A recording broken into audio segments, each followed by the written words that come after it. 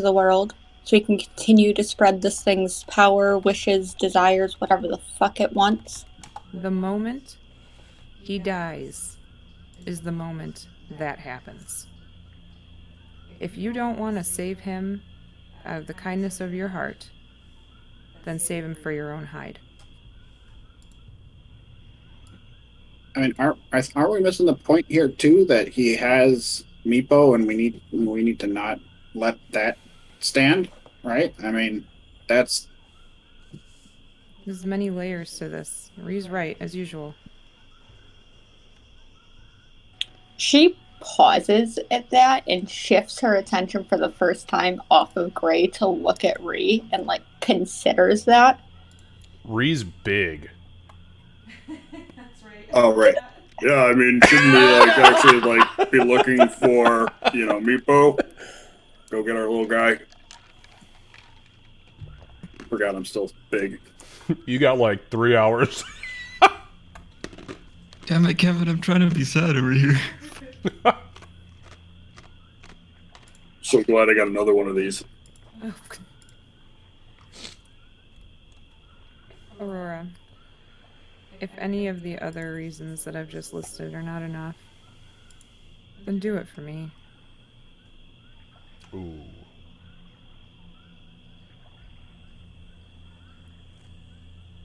First of all, fuck you, Candace. Second, Aurora is going to, she closes her eyes for a moment. And then very, very slowly, like, lets the tension in the string lessen. Puts the arrow, like, she's still holding the arrow, but she's holding it between two fingers as she, like, touches that necklace for a moment. Mutters something in not common. And then... Is it Orcish?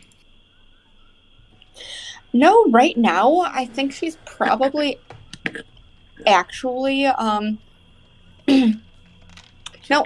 with the mood she's in, it's actually going to be Draconic.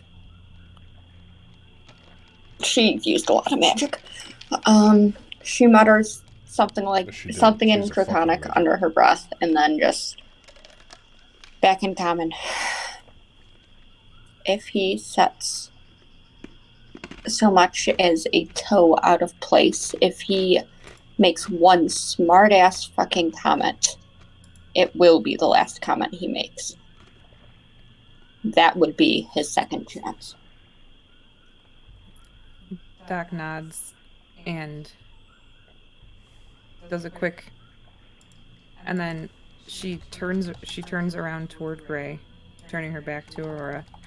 And since he's like down on all fours, she's actually gonna get down on one knee and try to draw his face to look at her.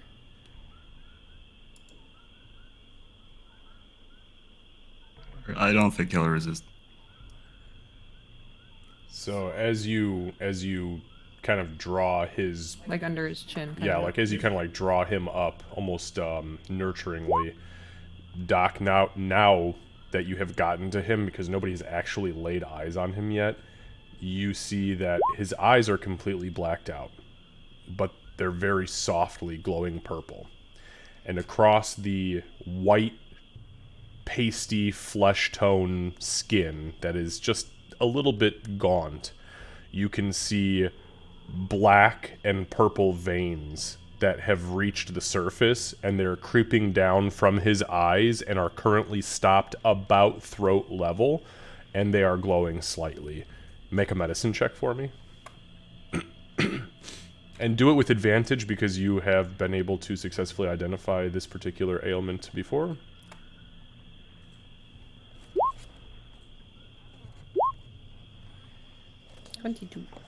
All right. So, Gray is afflicted. He is shade touched, and it will only progress from this point. This is the very early stages. You did hear the entity before it vanished tell him flat out, "You've got 3 weeks, and then you're shit. And then you're mine. Good luck." But it's very clear. The dude is sick. He's got it. Lucy, that reminds me as well, you are currently considered tier 1 shade touched right now. So I know that I have a little blip in your character sheet about that, but I will be updating it to reflect this particularly, just so that you have some frame of reference for it if you go back and watch the VOD or something. You will have 3 shadow charges every that regen every evening at midnight. You can spend 1 of those shadow charges currently to use a shadow jaunt, which is where you can essentially use your bonus action to teleport up to 40 feet, but you must be touching a shadow and you must rematerialize at a shadow. And then you also can use 1 shadow charge as a reaction to cast displacement, which you then, if you are hit by something, you roll percentile dice on a 1 to 49, the attack or whatever it is hit misses, and then on a 50 or higher, it still continues to hit. Got it. But I will update your little item to reflect that. Okay, thank you. Okay, sorry, go ahead. I yes. think as Doc kind of lifts Gray's face, he'll kind of say, he'll kind of give like this really sad smile and weakly say, I bet I look like shit, don't I? I think you're still kind of pretty. Doc will give a little chuckle. Honestly, the road to recovery always has to start at your lowest. Are you ready to recover? Doc, this isn't real, is it? This is a dream, right? No. But that means you're not alone.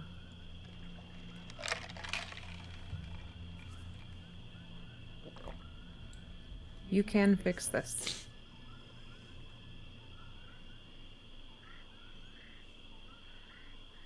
I'd like to help you.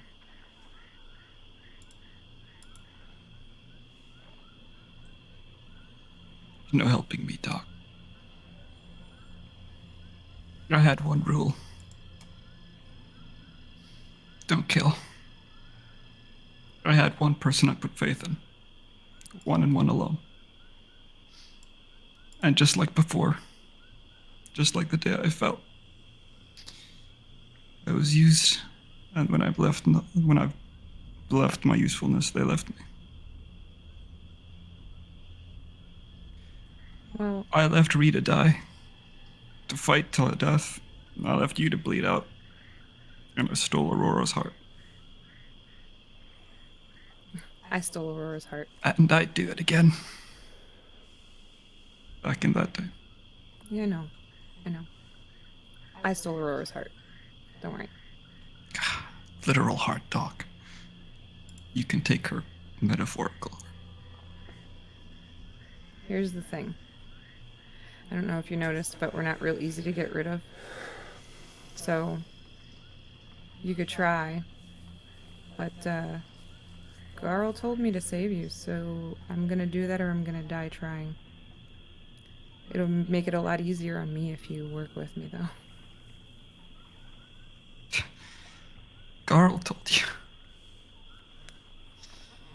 How does that make you different than him? You're not doing this for me. You're doing this for Garl. For you. No, everybody has a choice. I could have told Garl that I can't stand you and I'm not gonna do it. I might not be able to heal anymore, but that would have been my choice. If I didn't see good in you, I wouldn't have agreed to it. If Garl didn't see good in you, he wouldn't have mentioned it. I don't do things I don't want to do. Like killing?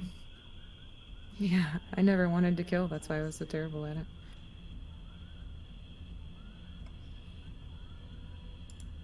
You've watched me transform. Entirely. And You've it's your seen me turn. transform, quite literally. Yeah. You transformed into something someone else wanted you to be, though. Now it's your turn. No, Doc. That's not what someone else wanted me to be. That's what I became. And that's what I see whenever I look in a mirror. I'm not this handsome Gray. I'm not clever or strong. I'm a fake. Everything about me. Well, then fix it and let me help you. Don't give up here. Then he won. Then he got everything he wanted. How are we gonna stop? He stopped time. He stopped he you told us where talking to- to Garo. He told us where to find him, so we go find him and we smack him in the head. Ree, could you move when he stopped time? Well, no. But this was all a trap. What if he does it again? Then we'll be frozen while he monologues, and we'll have a plan. I have would Aurora know how time stop works? Like what the limitations are for the caster as well? Make an Arcana check for me, please. Come on, dice. Like, let's be nice tonight. Okay, never mind. You know for a fact that you are frozen in place, but you have no fucking idea what time stop is. But time did stop, but you don't know why. Or who or what. You have an idea of who, but you're not sure. Doc, after her last, when she says he'll monologue and we'll have a plan, she kind of like goes like, and then her tiny arms wrap around Gray's neck and she gives him a big hug.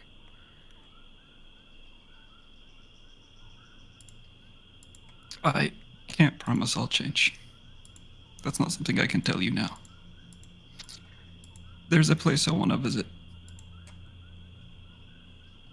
It's southwest of Port Syndrome, but west of Karaktar.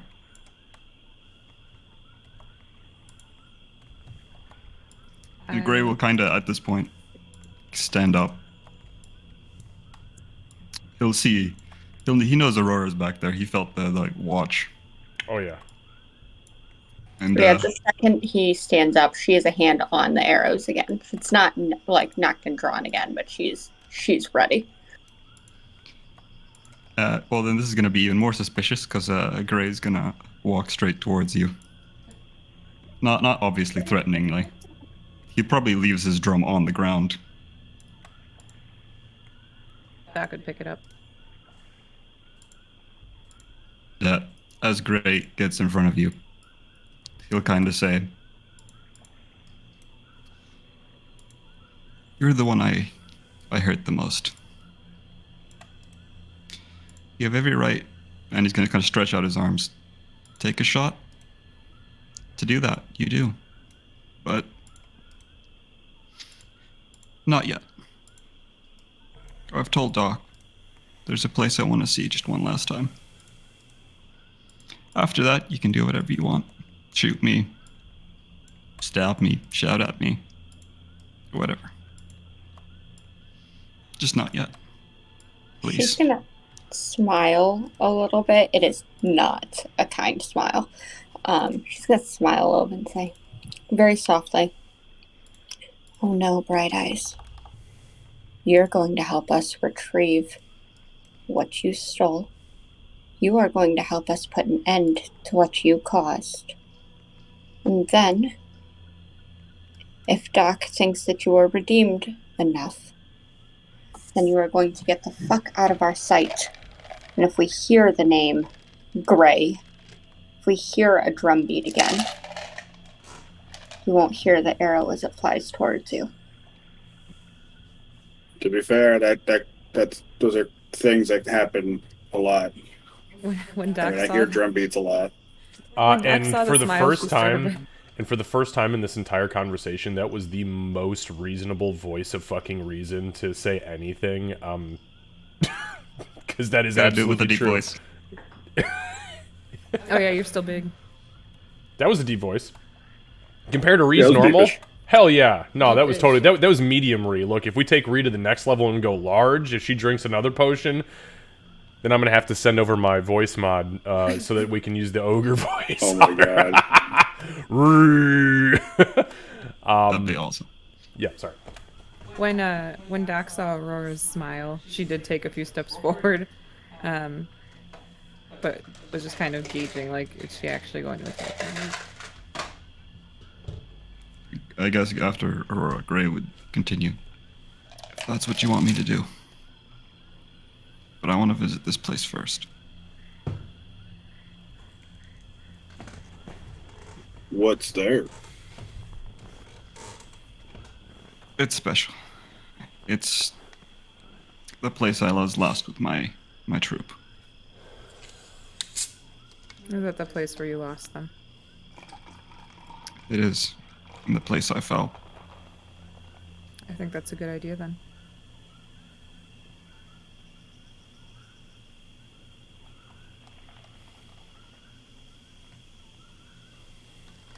We have just under 3 weeks for you to fix what you did.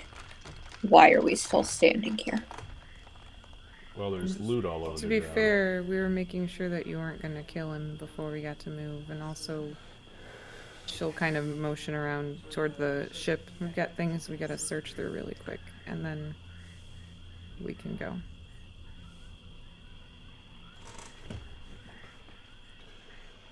Do what you want. I'll be here. Oh no, you're going to make yourself useful. Small steps towards redemption. That kind of winces when Aurora says that. She doesn't even notice she is hyper focused on Gray. Doc, make an insight check.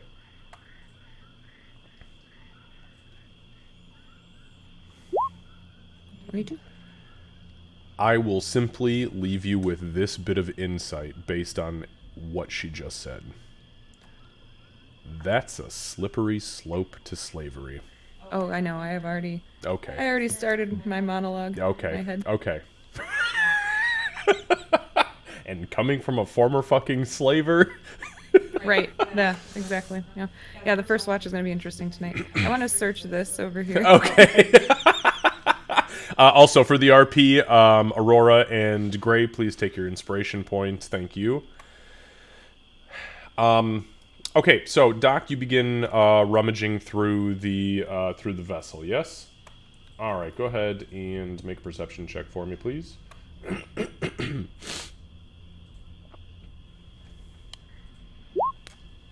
20. Beautiful. All right. So first and foremost, there is a shitload of wreckage here. Like, when this thing crashed, it came through trees, and there is just like wood splinters and boxes and all sorts of crap splattered all over the place. You notice that there are currently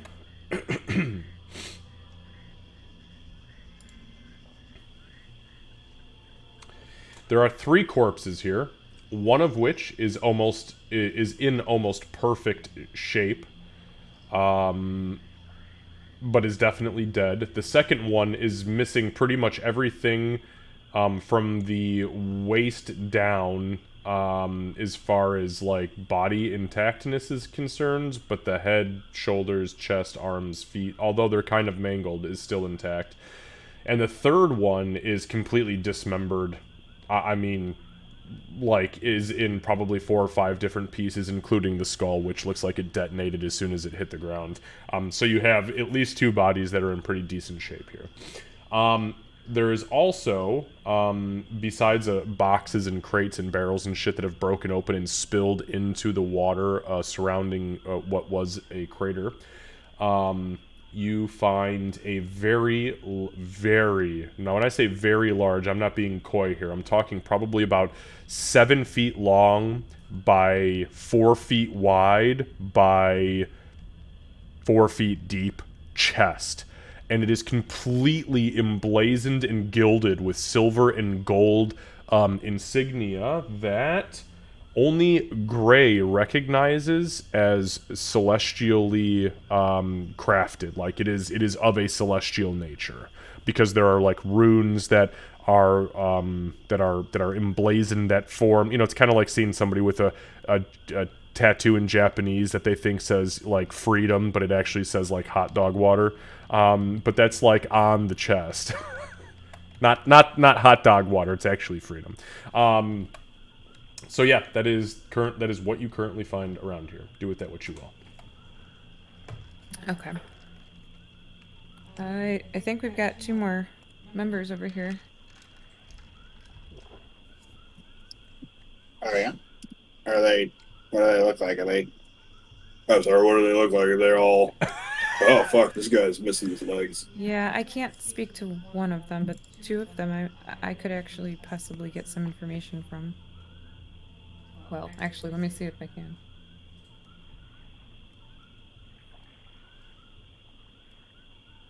Oh yeah, I can. Yeah.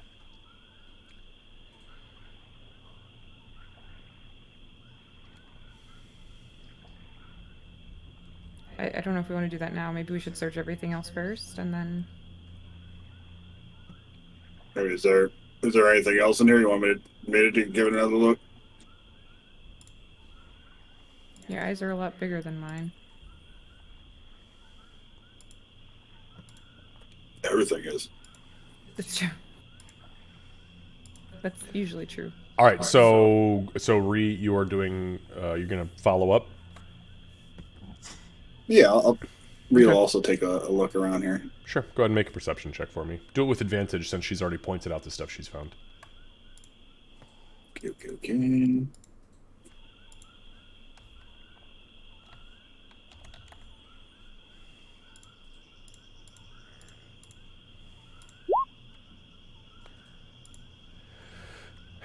You don't find anything more. You don't find anything additional. When she points it out, and you kind of like, even though you are way bigger than she is now physically, you kind of go into like the nooks and crannies that you as a goblin instinctually would go into, and you don't find anything hidden.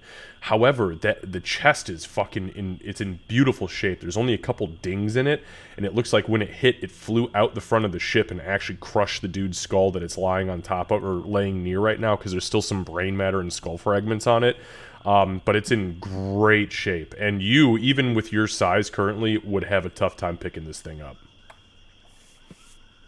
So it's outside the ship, or it's... It is, yeah. So it's actually like over here, like half sticking out of the water, and it's massive. I mean, like as you kind of like fuck with it just a little bit, it is tough to pick up. It is heavy as shit. Could we just drag it or push it up onto dry land, like up here? Yeah, absolutely. Especially with your size right now, you grab onto it. It actually takes effort though. Like you have to dig your heels in to yank it like 6 inches at a time until you get it up there, and it's big.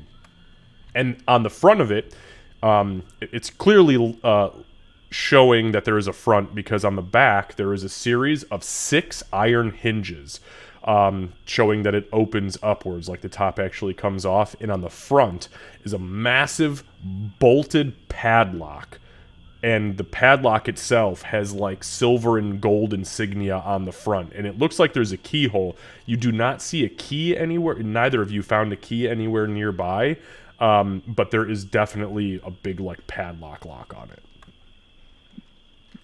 I think this is like one of those magic kind of chests. I can smash this open? Well, hold on. I'll search the bodies to see if any of them has a key on them. Okay, so you rummage through the parts of the body that you found on the one guy. You definitely don't see anything in there. Make an investigation check for me, please, Doc. That was better than I thought it was going to be. Okay.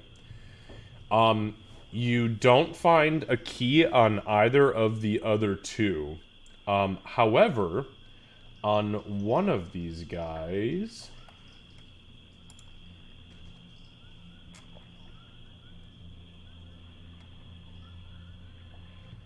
you find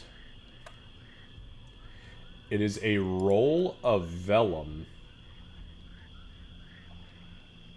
So this guy's got kind of moppy black hair. He looks like he was maybe something celestial in nature, but he's been here for a minute, and it's kind of tough to tell. He's got kind of slightly elven pointed ears, almost looks more half-elven, but he has a brightness to his skin, even though his hair is dark, that leads you to believe maybe he had some sort of celestial blood in him, though you're not sure what the potency was. He's wearing kind of long bluish robes with like runes trimmed into the bottom and then on the cuffs of the sleeves. You find on this guy a roll of vellum that is tied up with a piece of black leather and tied off with a copper bead.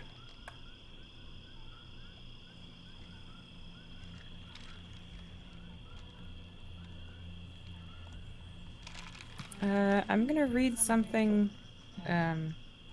Just be ready to heal me, just in case something goes terribly bad. She looks really beat up still, so. What are you talking to me? You want me to heal you? No, you just stand by. Want me to do it? No, it's alright. She'll take the bead off and then open the vellum. Okay, so Doc, as you unfurl the vellum, there is a soft hum of energy. That it vibrates ever so slightly in your hand. As you get it completely open, the vellum is blank. And as you look at it for a moment, the following materializes across this vellum in front of you. And a light breeze, I mean very light, kind of wafts up from the vellum and kind of strikes you in the face. Doesn't hurt you, but it's very gentle, but clearly magical. And this is what you see.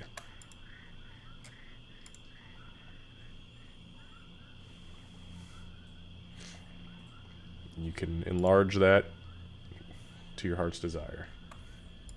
It is as detailed as what you are looking at. This looks like some kind of weird map.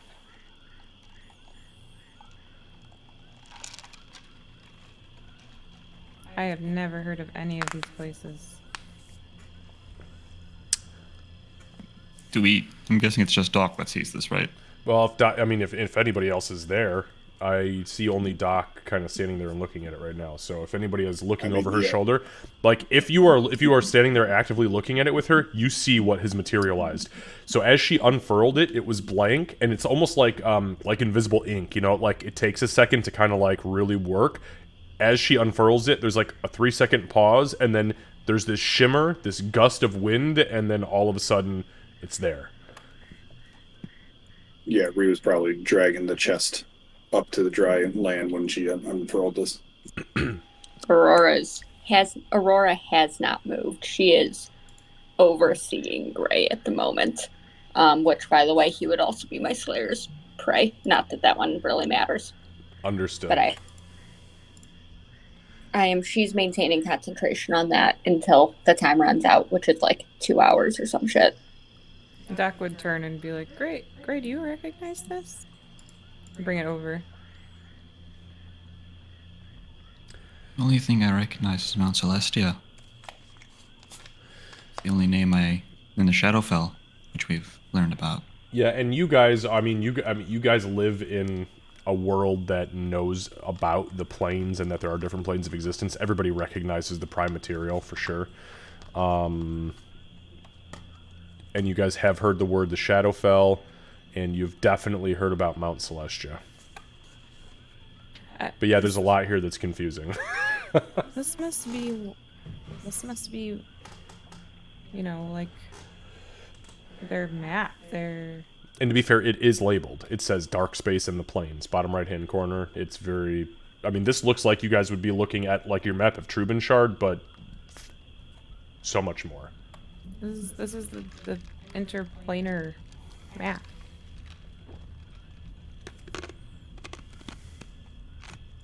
Somebody mapped all that shit out? Somebody mapped all that shit out? Yeah, somebody did at some point. I wonder how. I didn't realize there's so many places. I didn't either. It really puts things into perspective, doesn't it? Makes me feel really small. I think Nothraxian went to so many of them. Yeah. Okay. Well, she'll roll it back up. And as soon as the vellum kind of like begins to crease over to roll, there's another shimmer, and then there is a almost like a vacuum. You feel like a pulling of air into the vellum, and the entire image vanishes. You roll it up and put it in her backpack.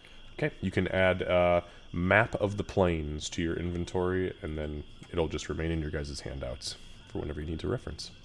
Is everybody okay with me holding on to this? I guess I should ask that before I just pocket it. I'll allow it. I don't care. Aurora doesn't say anything. Wait, where did what's his face, your fucking creepy smoke monster dude, tell us to go to meet him to smack him in the head? By the way, was that on the map? Well, he mentioned. It sounded like a really dark place. I honestly just assumed it was the Underdark. Maybe I shouldn't have. Or the Shadowfell or something. I guess the To be- Shadowfell would make sense. To be honest, I couldn't listen to the end, even if I wanted to. It didn't sound inviting. Oh no, yeah, definitely wasn't inviting, for sure. I mean, he did invite you, but it doesn't. What questions do we want to ask these other members of the ship? I mean, we kind of know everything we need to know, right? Or maybe if they knew this fucker, that douchebag, or if... I doubt. Well, I guess now that we know that he hired them, but I doubt anybody, like just a crewmate, would know. But we could try. What good would we That's get the only from thing knowing Yeah, that's the only thing I can think of. I mean, we killed Mithraxi, and we killed the last of the Sorrow Swarm, right? That was all of them, wasn't it? And to be clear, Doc, you're not entirely sure if these were merely crewmates. Crewmates is a pretty generic term for people who are just fucking nobodies. You have no clue who these people are. But this one guy had a map of the plains on him. Right, and this guy has an intact mouth. Is that correct? Yeah, so 2 of the 3 of these people have intact heads. The guy that had the map on him, does he have an intact head? Yeah, I told you. He was perfectly put together, and he was Okay. wearing robes with celestial and arcane runes. Okay. Well, let me at least talk with this guy. If we feel like we need to, then we can speak with the others, or the other one. Okay, so I can ask if they knew who hired them? Is that something we wanted to know? Yeah, I guess so. If they knew any creepy horn goat people. Well, to be fair, I don't know how he communicated or if he looked the same, because Gray, had you ever seen him before? Had you ever met him before? Normally he'd form out of shadows, this horned winged figure. But he didn't look like that, or he did? That's my first time seeing it in person. But the fact that he said horned winged figure Right. and materialized out of shadows, dude had horns and wings in the flesh, or in the fur. I just find it hard to believe that Celestials would accept a contract from somebody so clearly evil. Well, he was a master of deception, right? I mean, like he fucked with Gray's mind pretty well. Yeah, but he grabbed Gray at a low time on purpose. Why not see if they have a contact on the prime material plane? Someone that may know more than we can ask from their corpses.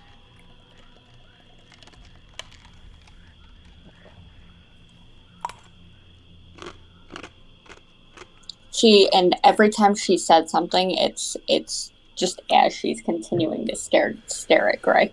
She's just continuing to stay zeroed in. Okay.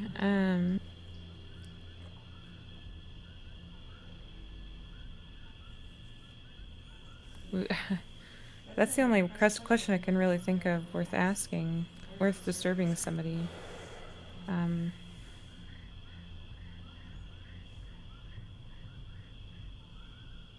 Should we see if there's any messages or anything that they want to convey?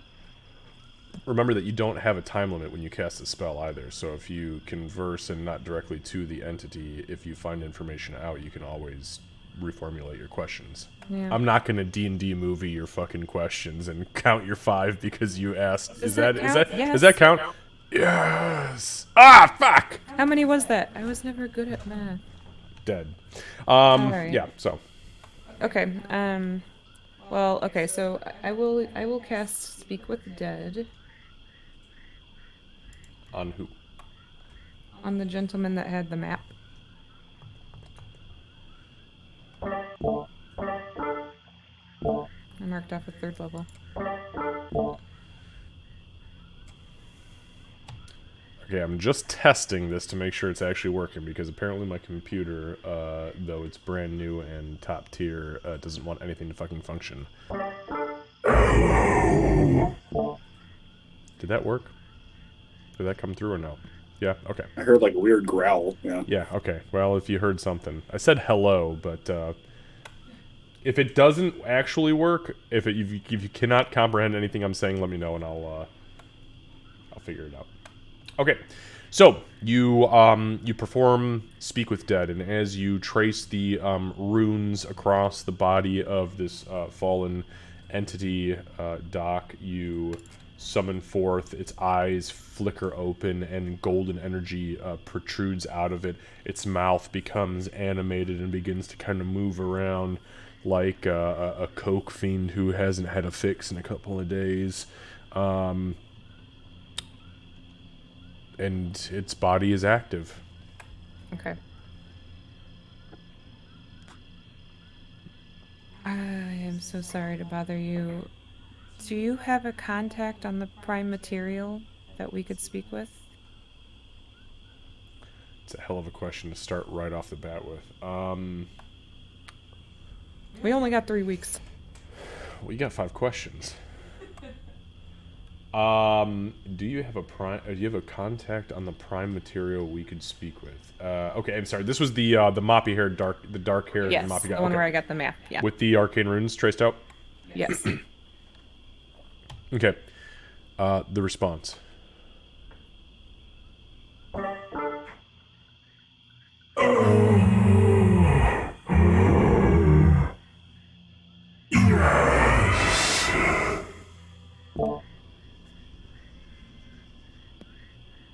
Real hard to understand what that was. He said yes. Did anybody else actually hear that though, or is it actually really fucked up? I heard it, but it came across like it only picked up parts of Testing.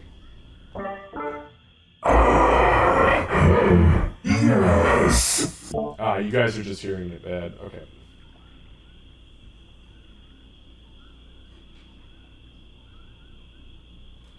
Sorry. Hang on, Candace. Mm-hmm. Sorry, because I didn't have a trouble with this yesterday. You're saying that you were only able to hear parts, so it was choppy or robotic or got cut It up? was choppy. It sounded like it was cut up to me. Is that I what you couldn't guys were even hearing understand too? it if it was words. Yeah, it just sounded like weird, verbally funkiness. Sounds. Yeah, Yeah. sounds. What the yeah. fuck? I hear it just fine on my end. Maybe Discord's being a bastard. It could be connection. Yeah. I don't understand though. Our internet is fucking 2 gigs up, 2 gigs down. Yeah. Damn. Yeah. This is what we splurge. This is what we splurge on. Yeah. Okay. Give me a second. Testing. Yes. Did I hear that? Fine. All right. There's the. You came across mine on stream too. Yes. Let's test this. That's better. That's much better. You guys just didn't like quite the depth I had gone into the mix. I had to dial my mix back by about 35%. Okay, we'll roll with that. Okay, so anyways, the corpse is alive.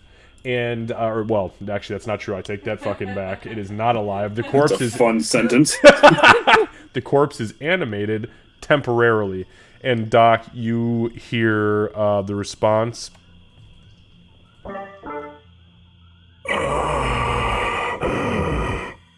Yes. Okay, yes, so I suppose I need to ask for the name.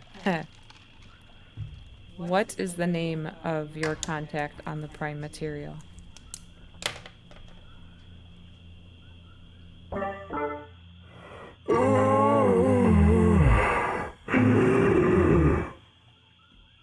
Xavier.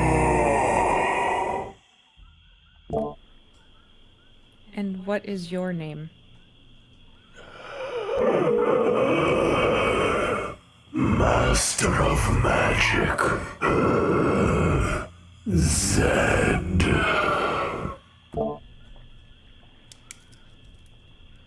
Okay, okay, so his name is Master of Magic, and his contact is Xavier.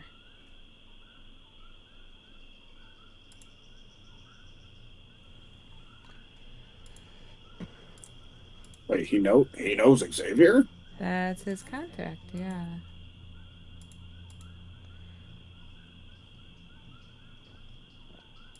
So that'll be interesting. What else? Let's see,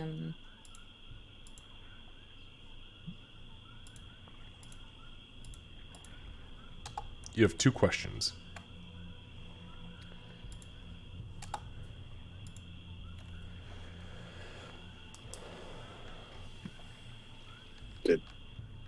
Do you think that he hired them? I guess we could ask,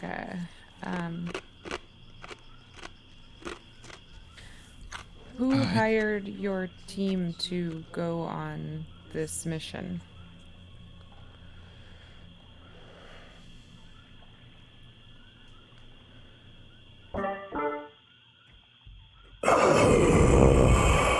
We were not hired. We were ordered on this mission from the High Celestials.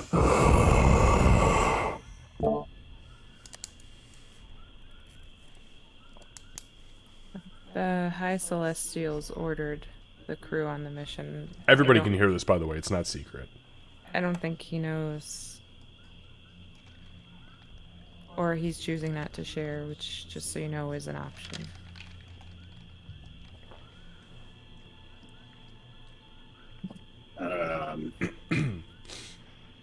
We can ask one more thing. To this guy. Suppose we can try and ask who these High Celestials are.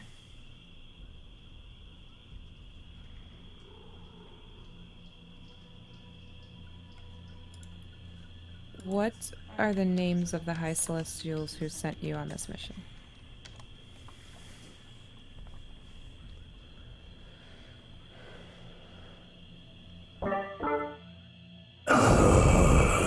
The High Celestials transcend mortal names. They simply embody divine magic. Though they do not fret with the sake of arcane weave, in which I am a master of. Rest well. And with that, the eyes blink a few times as it almost looks like a flashlight shitting out on low batteries, and the eyes blink out, and then the body lies on the ground and rests. So we need to talk to Xavier.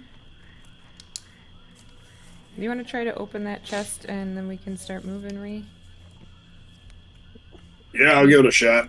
Maybe be careful. Hold on, don't open it yet. To be clear, there sorry, was Xavier. also... Sorry, go ahead. No, I was gonna ask about the chest. You said I recognized the symbol. It's not that you recognize the symbol itself, it's just that it is in the same design as the Celestial alphabet. Like, the script looks celestial. There's not actually words, it's just very... They come into very high arches and come down into very low swoops.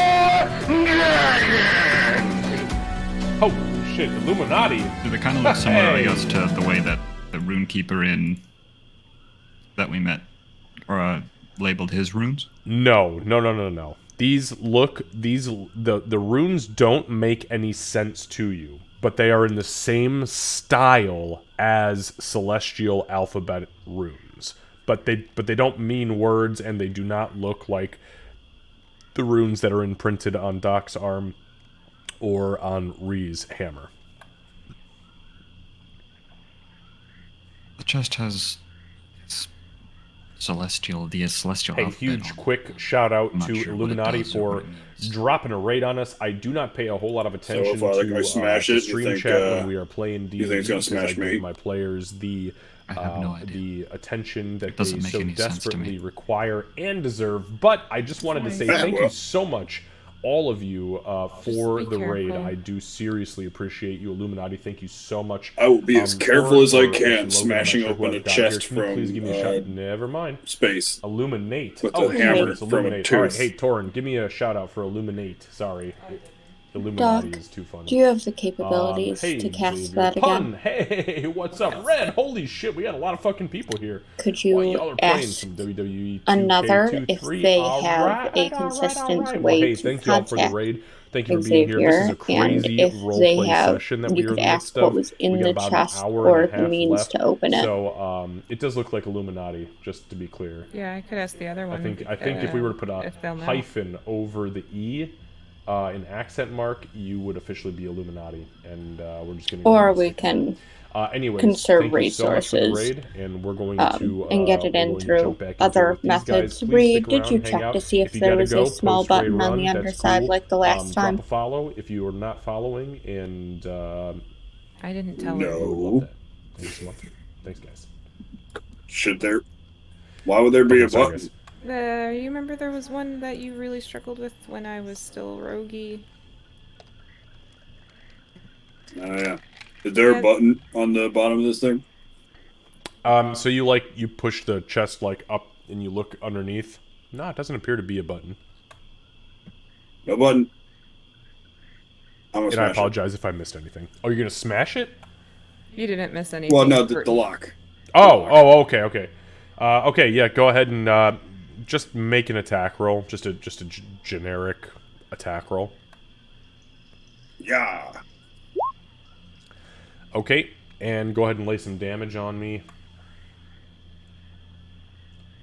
Yeah. Yeah, and in a very... Go ahead. Oh, you're bigger. Add a there's D4. There it is. D4. 1. You do 10. So the lock, as soon as Ree's dire ape-tooth maul hits it, it fucking shatters into 3 pieces and just blows completely off the thing. The momentum of the hammer also lifts the chest up probably 3 or 4 inches, and all you guys see is layers of silver and gold coins. As the lid hits the top again. Hey, and closes. Oh Aurora, damn. bring that nifty little bag over here, please. How hard was it to get over to where the chest is? This would be the first time that she has left the spot where she's in. To get to where the chest is, so everybody's over here right now. You just have to walk across the water. It's a little bit. I mean, Okay. you can still walk. You'll be up to like knee level in water, trudging through it for a little bit, but you can still keep your short bow out and aimed on Gray if that's what your intention is. I'm assuming that, and I should not assume that, but I know kind of where her mentality's at right now. You know exactly where her mentality's at. The bow's going to be out, but not actively like drawn because God, that would hurt so much. Oh, it would be in, like, terrible. 30 seconds. But it's going to be quick at, easily at hand for the foreseeable future. But yeah, she's gonna come across and just. She's still holding the bow. She's just gonna undo the coin purse and just kind of hand it over to Doc for her to. So why do you think these guys had so much money? I can't imagine crossing the plains is an inexpensive venture. You want me to do it? She just kind of half shrugs. She's very she mode right now. Oh, we know. Doc will take the bag and start piling coin into it. Alright, so as you flip the lid open, you find a handful of things. First and foremost, there is an absolute fuckload of coin inside of this chest. Second, you find Doc. Well, as you guys are opening it, give me a moment. You find this. A small medallion that appears to have cogs and gears ticking inside of it. As you pick it up, you hear and feel an active tick, tick, tick, tick, tick, tick, tick inside of it. Okay. Also, Yeah, sorry, I got really excited. Go ahead.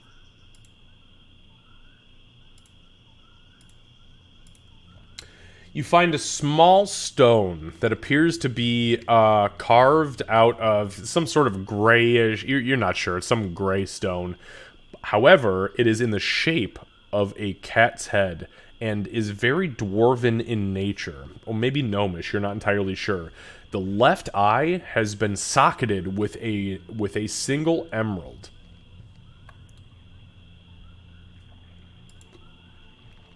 You also find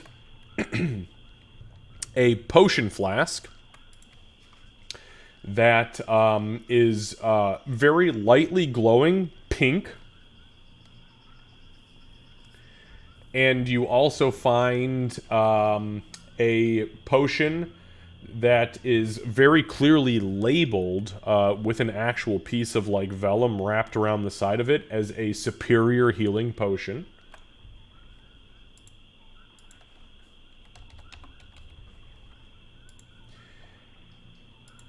And you find a small... you find... as you, like, pull it out, you find a wooden pole that is about 10 feet long.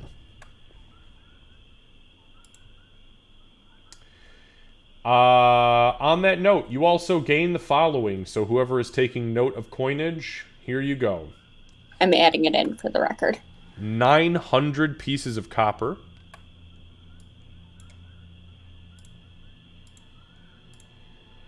Let me know when you're ready. There's a lot.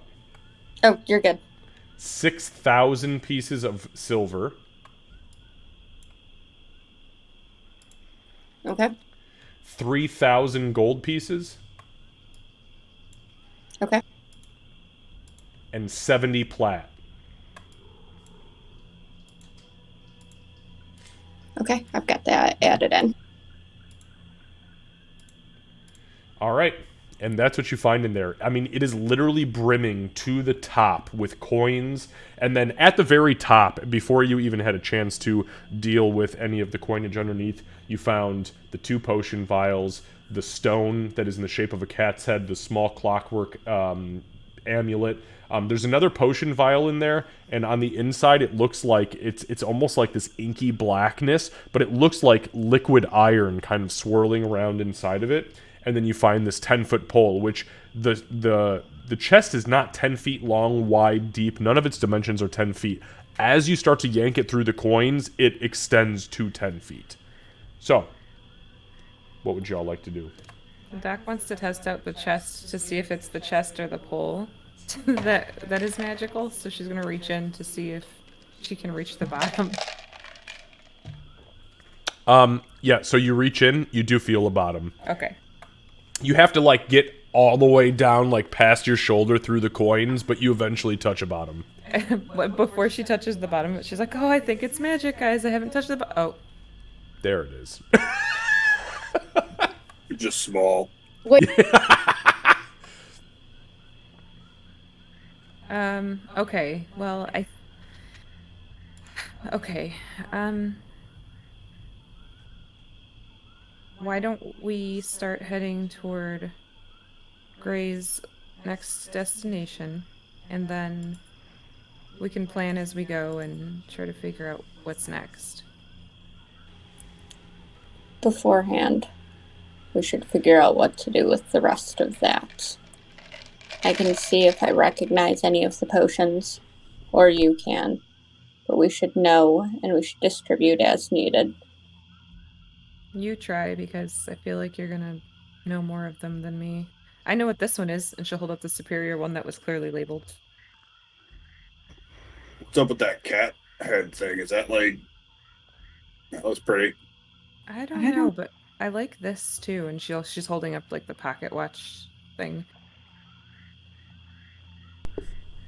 Aurora's gonna see if her innate sorcerer knowledge understands any of what she's looking at. Okay. Make an Arcana check for me, please. And you're just, what are you doing? Are we taking a short rest to do this identification? Nope, I'm straight up just glancing at things for what Aurora wants to do. Okay, make an Arcana check.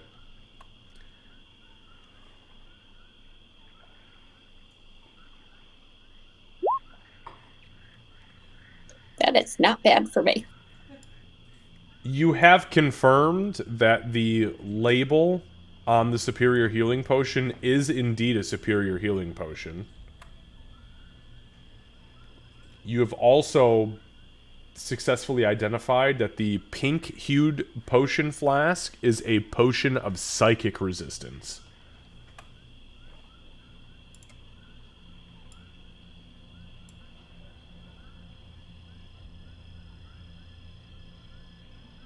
She'll glance at him, hand him back to Doc, and just,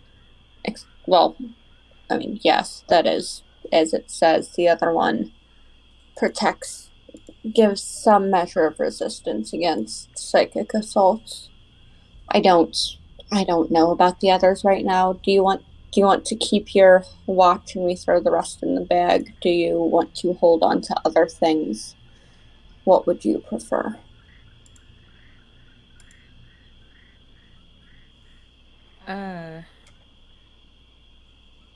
I don't know, I got used to not carrying things after the last time I was carrying things.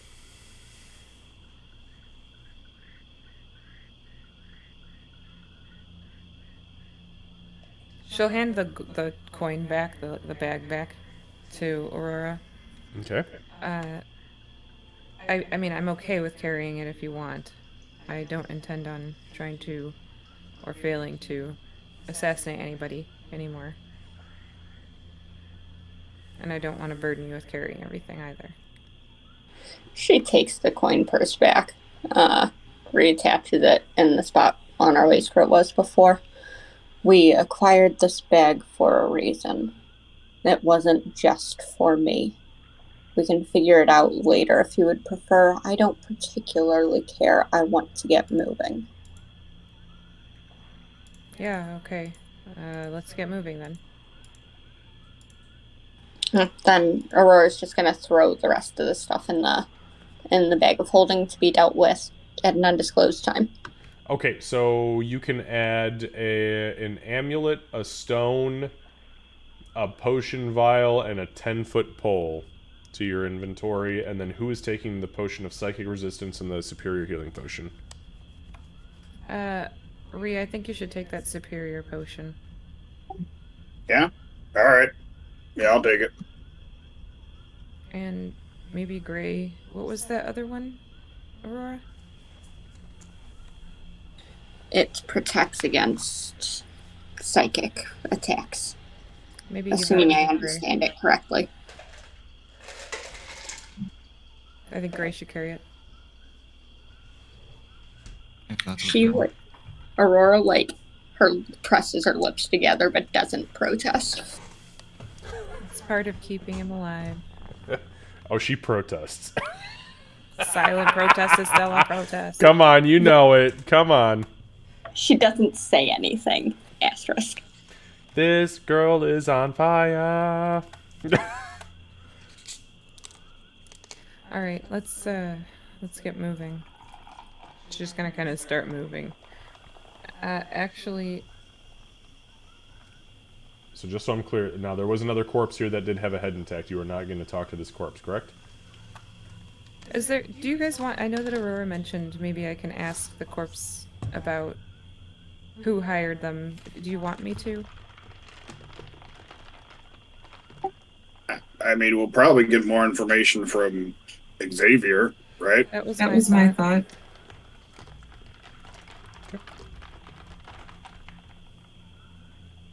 If you feel like talking to another dead guy, then yeah. I'm not Yeah, pushing I'm you not guys, pushing by the you way. guys, by the way. Yeah, no, that's fine. Is there anything else we think Xavier might not know? And she's gonna look over toward Gray. Gray's just gonna shake his head. Aurora. I've said my thoughts. Leave the corpse. I don't. Whatever you and your girl senses think are best. I She trust you. She'll wince again at the Garl senses comment. Okay. I think we can just... I don't know, I guess we can talk to Xavier. Do we want to try to sleep here?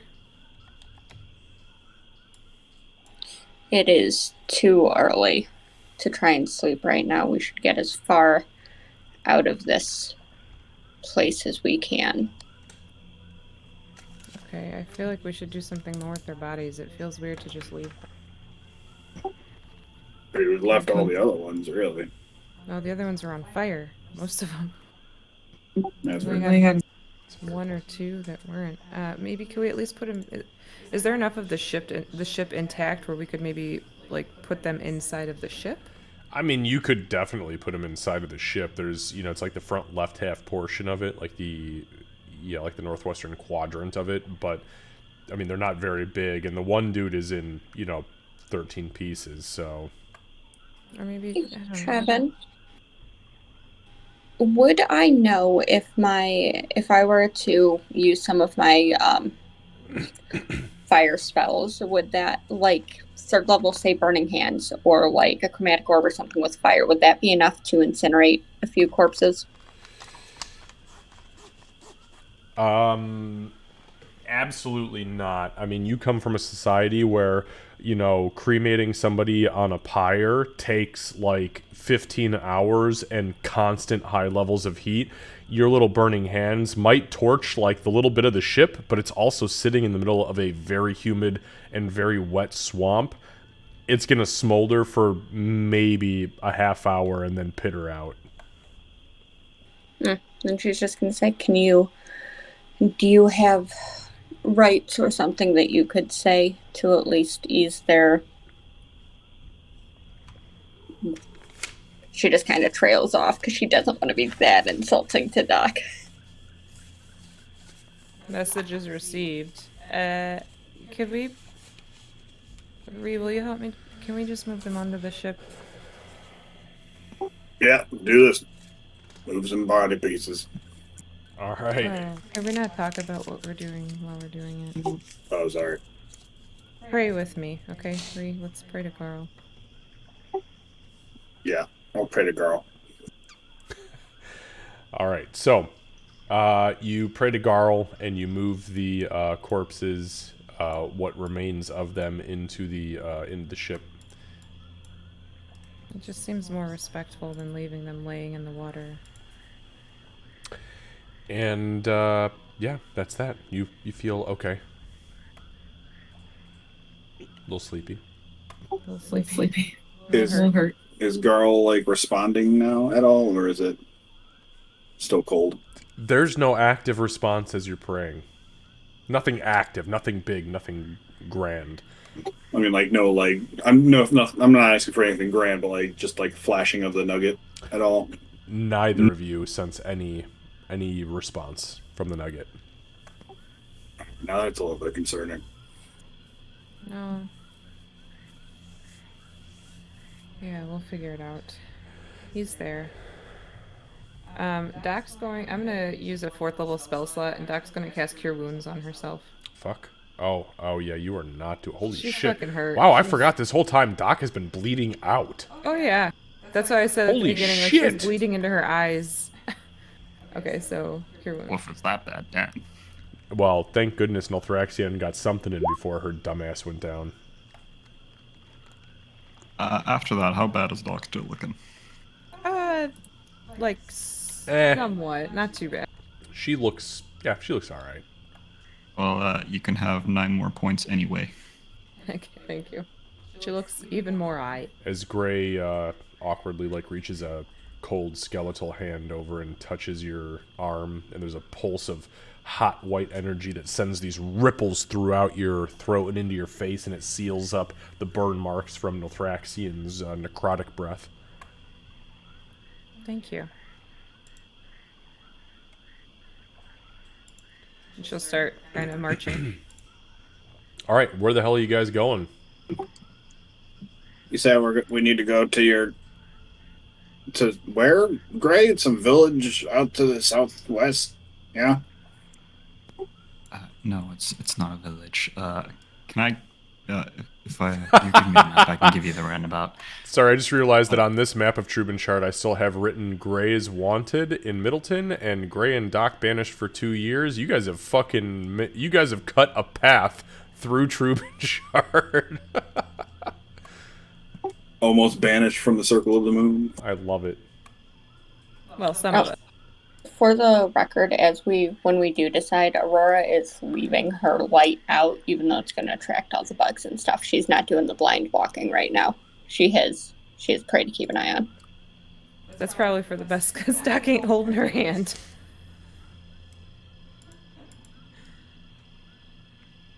Just one more thing that Gray has hurt.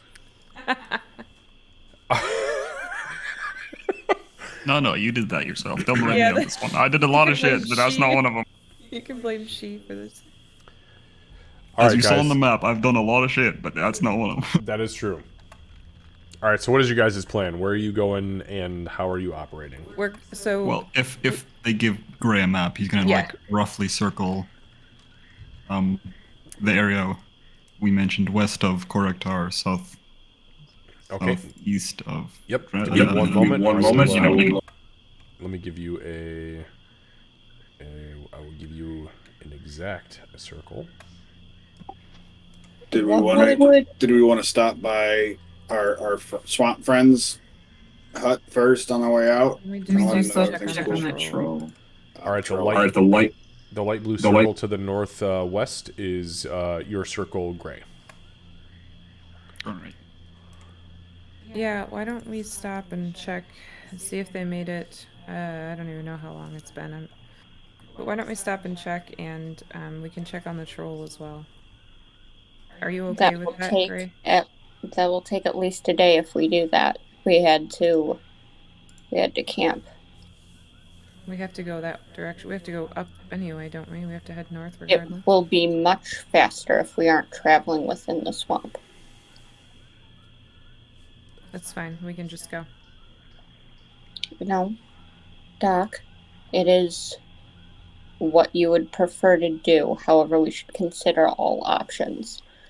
Speaking of, what would, if anything, would Aurora know about the area to the, northwest of Karaktar, based off of her past life knowledge?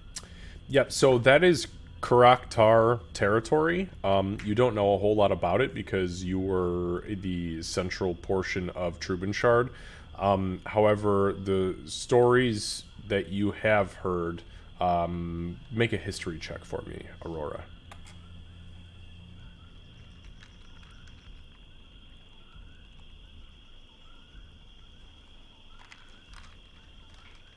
Sorry, it's being weirdly laggy. Would that count for any of my like favored terrain or like bonuses, which normally don't? Okay. Nope, just a straight roll. They're just stories because you've never been to Karaktar. You've never dealt with any of their. I mean, but you guys are so similar that you know a lot about each other. But a 15 is still not bad. You know, from what you have heard through Karaktar's camp, which is much more orcish and goblinoid in nature than Mogu Mogu. In that area, Karaktar typically travels out to Kerberg on a regular basis, all the way down to Nearstar. It also goes down into the Swampisaros that you guys are currently at right now, and up into the forest, which is the Kerbergian forest. And they capture lots of wildlife and train lots of wildlife for war, and then sell those, essentially, to the highest bidder. As far as Dremble is concerned, there's no real stories that come out of Dremble, and that's because Dremble is under the direct protection of Port Werlin.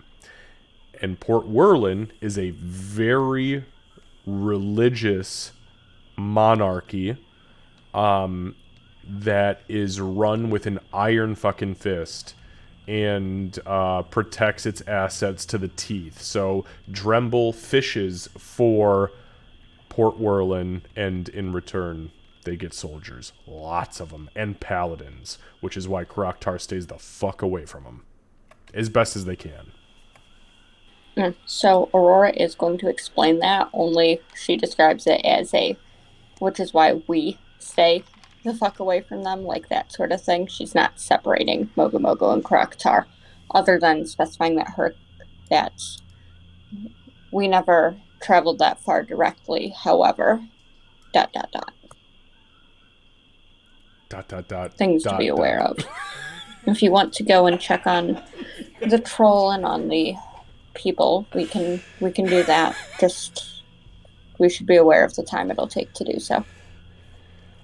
So, is the coast going to be far enough away from Karaktar for us to not have trouble there? Oh, we are almost certainly going to cross the paths that they travel. And she's going to draw from basically Nearstar over to Kerberg, and over to that river. Anywhere in there, we risk crossing the camps. So doesn't it make sense then to travel up the river? Is that what you were saying? And there's I'm assuming this line you draw, Cat? Yep, pretty much where their territory covers. Yep, exactly. And that's where, and actually I'll give you even a little bit more than that since you are aware of it. So it probably would be best that we just go straight north, kind of backtrack. Yeah. That's what I was thinking. We can go... either way, we're likely to cross them. Alternatively, we could see if we could travel the river potentially, but it flows more than likely. We'll be going against the flow. Well, Exactly. how about this? Great. You can't be indifferent on this because this is time and you are the only one that is limited. Do you want to go straight toward the coast and try to sneak past them, or do you want to go toward the river, which will take extra time?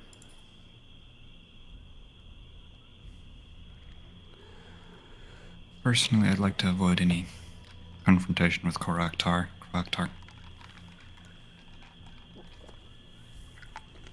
You're okay with it taking more time? It's my time after all. Yes, it is.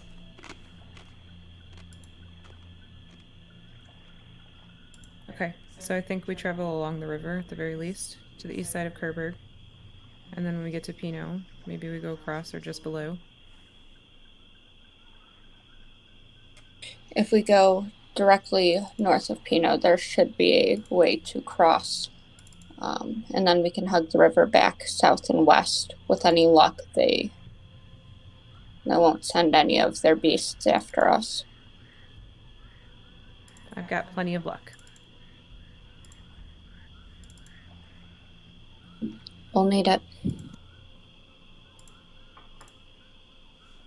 All right, let's go. All right, give me just 1 second. I gotta do math. Damn you guys. Oh, and the second we get outside the swamp, like, Aurora is planning on at least assisting Ray in navigating, since this should be fairly familiar, at least terrain. Okay, so if I am understanding correctly, you guys want to go straight east, is that correct? And then up along the river to... Okay, so let me just draw this and make sure that I understand it correctly, because it will affect how we do things. Alright, so you guys want to go from here to here, right? To the east, is that right? Yeah. And then from there, you want to follow the river north until you get north of Kerberg, like above where the territory would be, right? Yeah. And then you want to go from there across the forest to here, and then you want to come all the way down. So you're trying to get outside of the Diamond of Karaktar, correct? I think Aurora was suggesting to here. To Pino, and then to go... Okay, alright, understood. Okay. Give me a Is moment. that correct, Kat? That she was suggesting it as To the bridge. a possibility, but realistically, when we got close to there, she would recommend reevaluating, because towns mean at least supplies, but potentially lost travel time. Right. So weighing. So, okay, so your original going across through the forest. No, my original was crossing that bridge. Okay. Yep. Who is doing the identification as far as this map is concerned? Who's going to be my survival person? Probably Aurora, since she's holding the maps. Okay, give me a survival check. Yeah. She will not complain about help, but they've been in my inventory, so.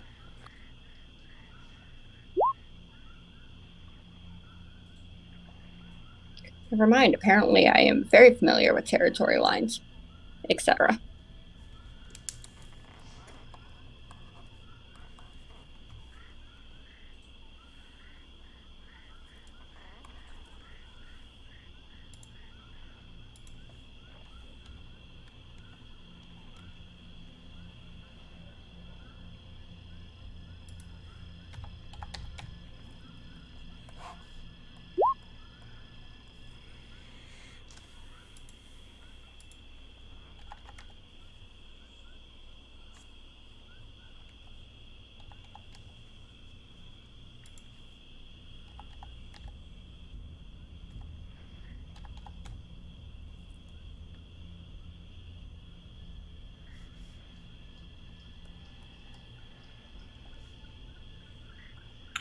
One other question as I'm looking at this map. What type of place is Near Star? Like, what is their, I guess, the premise of their town? Make a history check.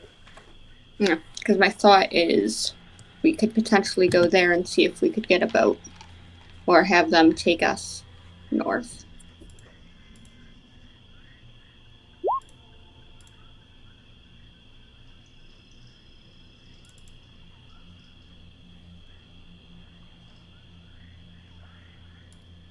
Just had to think like a were shark for a second.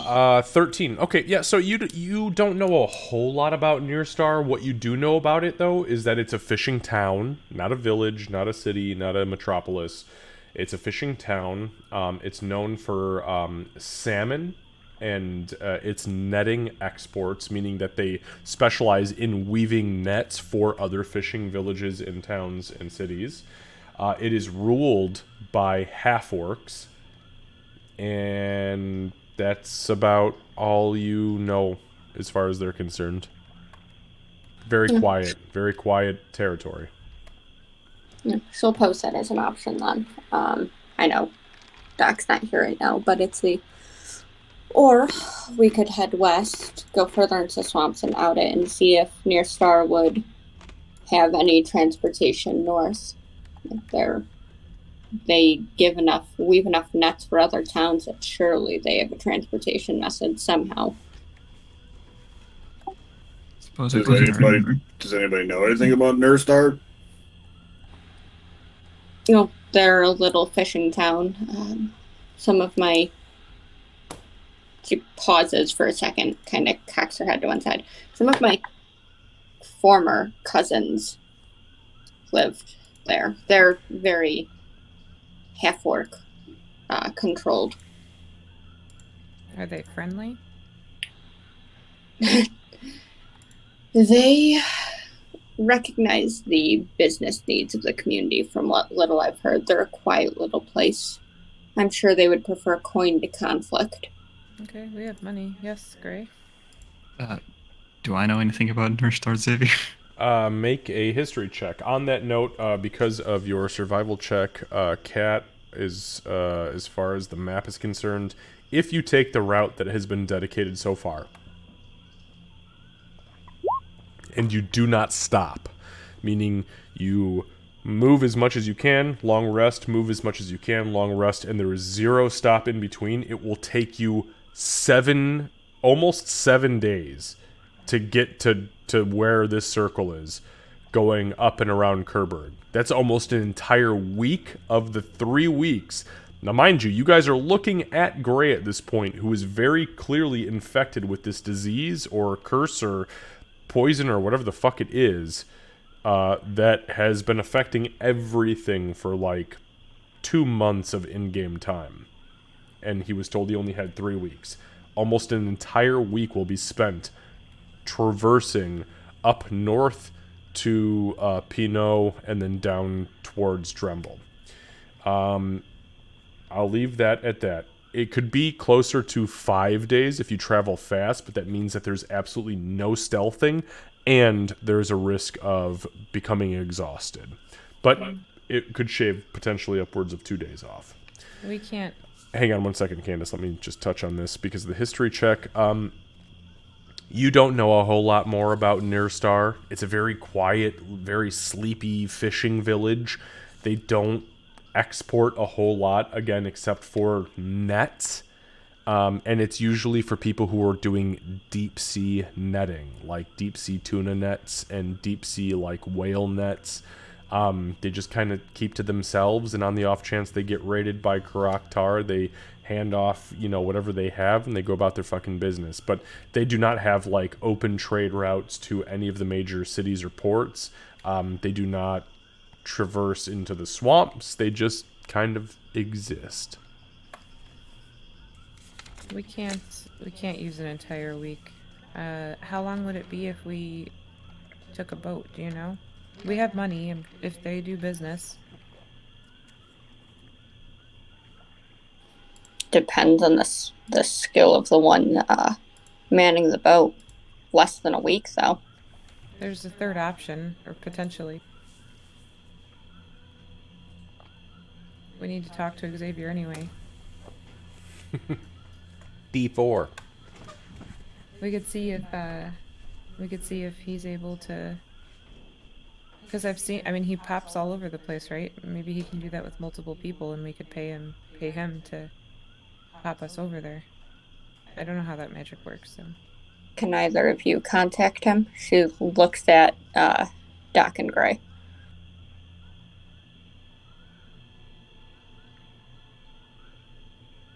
I would need to sleep, I think. We should at least get moving before we sleep. Can. Oh no, I can't. I can too. Yep. Well, then why don't you, one or both of you, reach out to him, see what he has to say, and then we make the decisions. In the meantime, we could perhaps sit for a couple of minutes if we have any. Stretch our legs before we begin to walk, something like that. Yeah, that's fine. Gray, do you want to reach out to him, or would you like me to? I'd prefer it if you do it. Okay. Alright, I'm gonna You know come him up. better than I do. Well, Oh shit. Jesus. Sorry, guys. Alright, Candace, go ahead. so I'm gonna come up with the verbiage, but I'll be Yeah, that's fine. sending. I'll be using sending. To Okay. send this. And where are your spell slots at right now? I You still have. got plenty? Oh yeah, I've got Okay. 2 third level right now. Okay. Perfect. 1/4 and 1/5. Yep. No problem.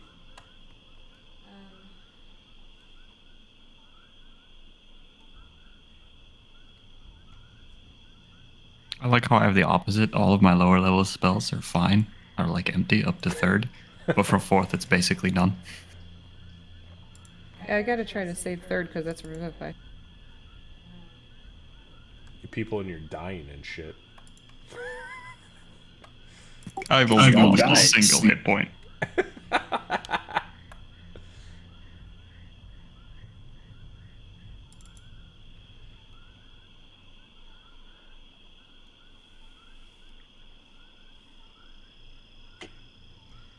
Okay, let me see if I can remember what I just thought of.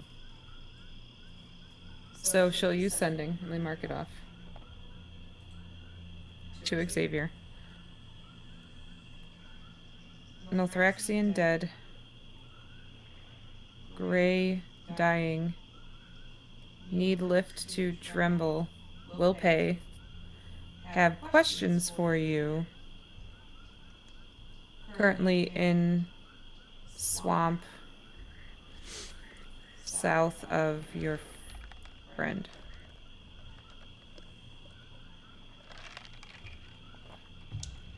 Lay that on me one more time. You had it was very choppy. It was and choppy. I didn't feel any actual questions or points made So- except for a couple of things. So just give it to me again. Okay, let me see if I can remember. I should have written it down. Nothraxian dead. Gray dying. Slowly, I think I said. Need lift to Dremble. Can you help? Will pay. Also have questions for you. In swamp south of your friend. I think that's what I said. Okay. Okay, so you feel the spell materializes, and you feel the familiar static kind of the white noise takes over and then fades. You feel your voice go through, and you receive a response.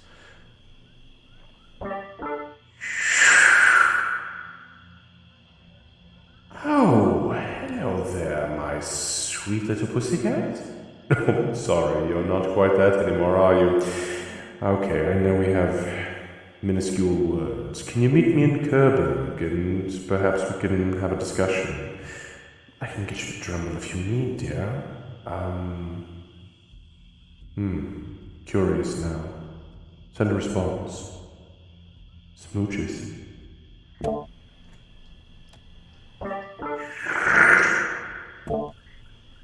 And you He feel said the spell send a end. response. Okay.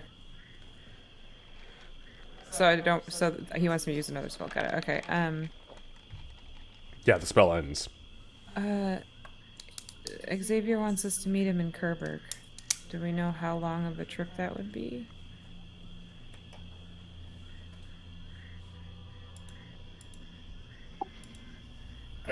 What? It like took us like a day to get from there to here, didn't it? That's what I thought. Well, I think. Well, you that's- guys have the map open. Reed, give me a survival check. Okay. Because you're the one who's been doing most of the survival checks, so.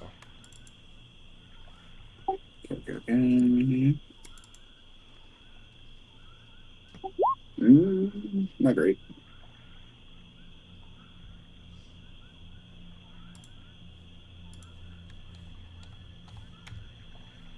So, no, 10's just fine. Yeah, I mean, and because you've already been this route, if you were to go straight east out of the swamp and then hook it north and follow the river, you'd be to Kerberg in a day and some change, depending on how long it took you to get out of the swamp. And that's all. This is always best case scenario.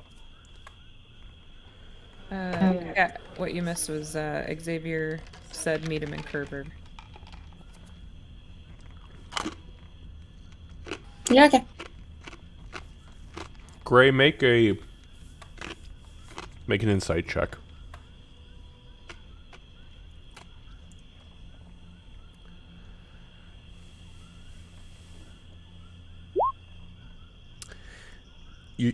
it's easy enough to understand why he said meet you in Kerberg. You're fucking wanted in Middleton, and that's where he lives. And he doesn't know where the fuck you guys are in the swamp, so a good meeting point would probably be Kerberg. Are you okay with that, Gray? Yeah. Kerberg is probably the best spot to meet anyway, since, you know, I'm not exactly welcome in Middleton anymore. Okay. Yeah. Well, let's get moving. I think the sooner the better. I do have to let him know that we'll meet him there tomorrow, I guess. So Doc will use Well, the... A day and change would be probably at the earliest would be end of day tomorrow. Otherwise, probably the day after. I'll just let him We're know. already the early day afternoon. change. Yeah. Okay, so she'll cast Sending again Okay. to Xavier. Yes. I'd hoped. Yes, we will meet you in Kerberg. Will take us a day and some change to get there. Truly looking forward to seeing you.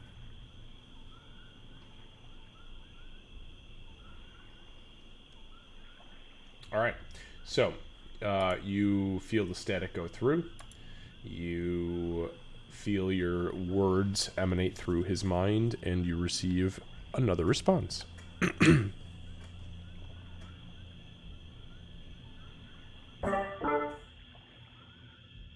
Wonderful, dear. We'll see you then. Also, it's a tragedy what happened in that swamp town. Please bring word of what happened.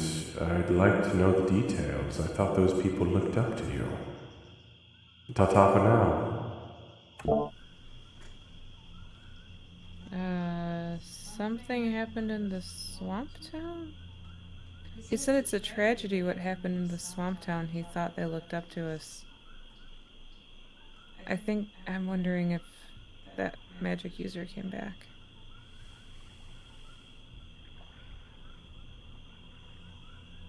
Oh no. That sounds concerning. Um, Maybe he was talking about the attack from the lizard folk. Ray, can you send a message to our priest friend? And just Alright, see what do you want me to send? we need to find out what he knows, if they made it to him. I guess. Alright, sure. Yeah.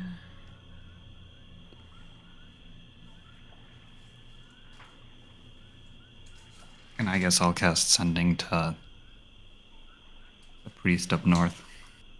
Okay.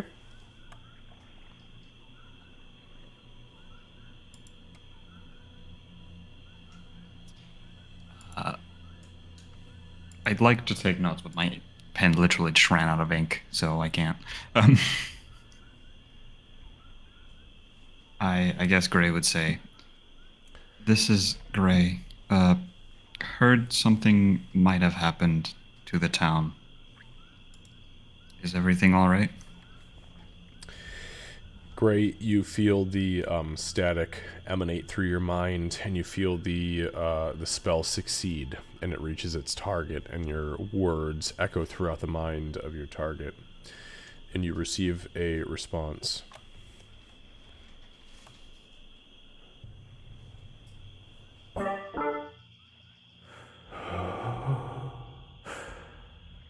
Mr. Gray?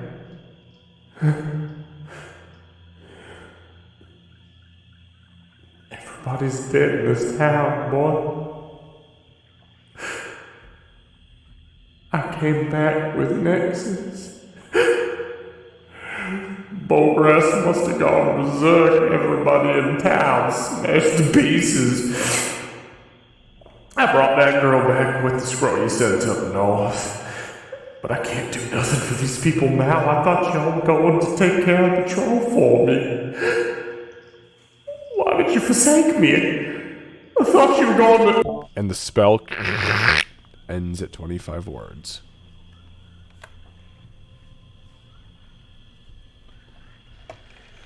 Priest says everyone in town is dead. Apparently the troll went berserk. He thought we were gonna take care of it. things be forsaken. I knew we should have gone after that troll. At this point, you guys, as you are having this conversation, you see the very dimmed halo that is hovering over the crown of Gray's head flash white once, and then take on another candle's worth of light glow. And it stays. It sticks. Hey, your halo got a little brighter, buddy.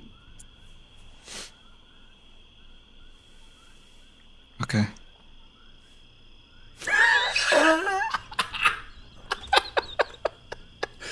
I knew we should have gone after the troll. We were trying to keep the cracks from shattering and bringing Nasraxian onto everything. We made a call. You were right, Doc. Yeah. Does a lot of good. She'll keep walking.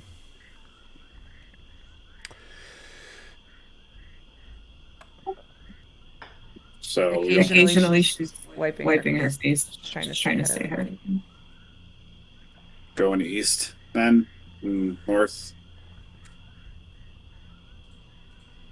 East of the swamp.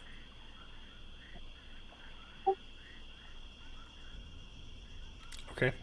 So, Ree, go ahead and give me a survival check as you are leading this soiree. May I assist since I can see? How can you see? Because I have Hang on, I'm sorry. Say, there was a couple of ticks over there. I couldn't hear you. What did you say? I'm keeping my light out for this. I'm Light out. Yes. busy, watching Gray to Okay. go blind. Absolutely. Yeah, so if your light stays out, you can absolutely assist, which means Ree, go ahead and roll that with advantage.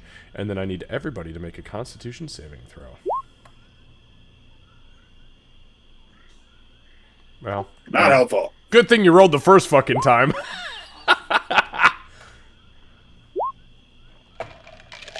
You said content? Mm-hmm. Yes, please. Yes, please. Oh, gross, Ree. What the fuck? Making up for that time where I rolled 4 nat 20s in a row. Or well, the Joneses did. Okay, so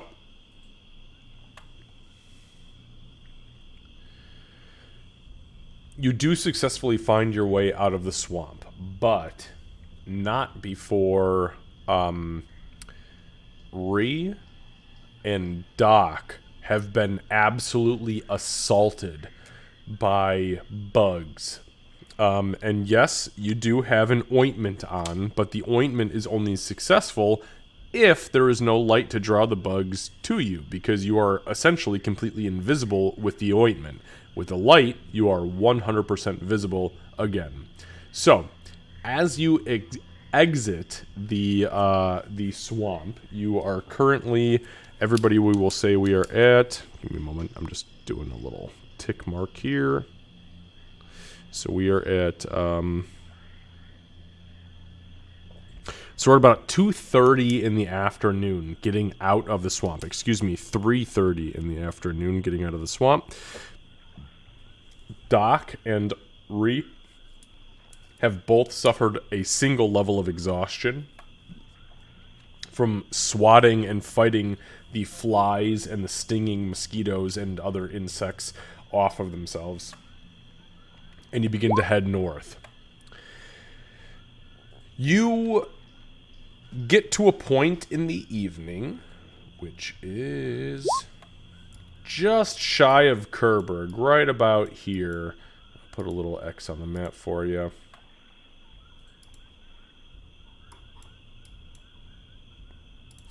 And that is where you find yourselves ready to bed down for the evening, should you so choose. But that's about the point where you could rest for the evening. Say we find ourselves a nice little spot here next to the river. Yeah.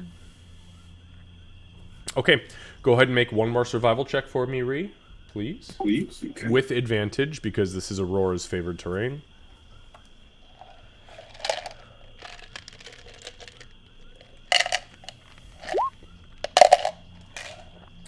Oh, that's not fucking bad. Nice.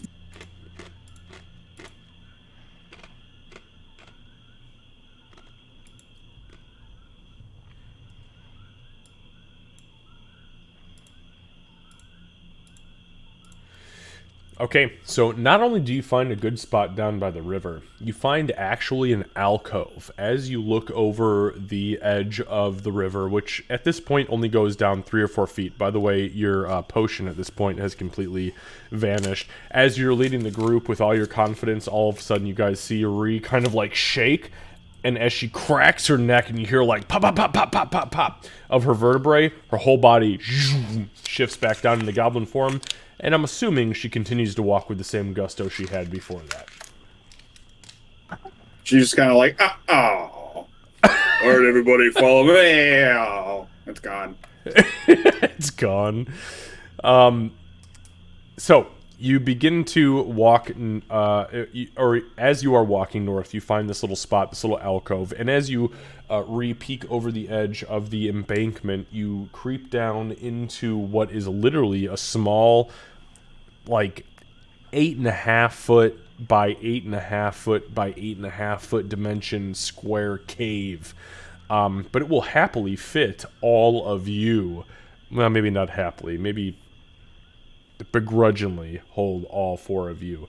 But it is a place that is out of the wilderness, out of the encampment itself, or excuse me, out of the riverbed itself, and will allow you to sleep. So you find yourselves here. Who is taking first watch, if there's anybody taking watch? Dakla. Okay. Give me 1 second. You look about dead on your feet. Why don't you sleep first? I agree. You and Reed look both terrible. Bright Eyes and I can take watch. Oh, that sounds No, dangerous as fuck. Good. Relax, Doc. I've got 3 weeks. She doesn't need to kill me. So she's already told me what I need to do. Kind of be pointless to kill me now. Aurora just kind of like nods and they like gesturing in the like, yep, he said it kind of way. You will do better if you have rested. All I will do is keep watch. And she's gonna reach like she's going to kind of like move to kind of like bump Doc in like the gentle way that they did when they were first like realizing things. Like Just, courting? Yeah, thank you. Yeah, That was I got yeah. you. I got you. She's gonna kind of do that little bump and just lower her voice to barely audible whisper, and just, I promise, I'll just keep watch. Get some sleep. Doc, make an insight check. –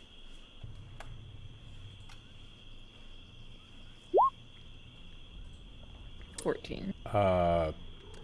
Aurora, is this deceptive or is it legit? Nope.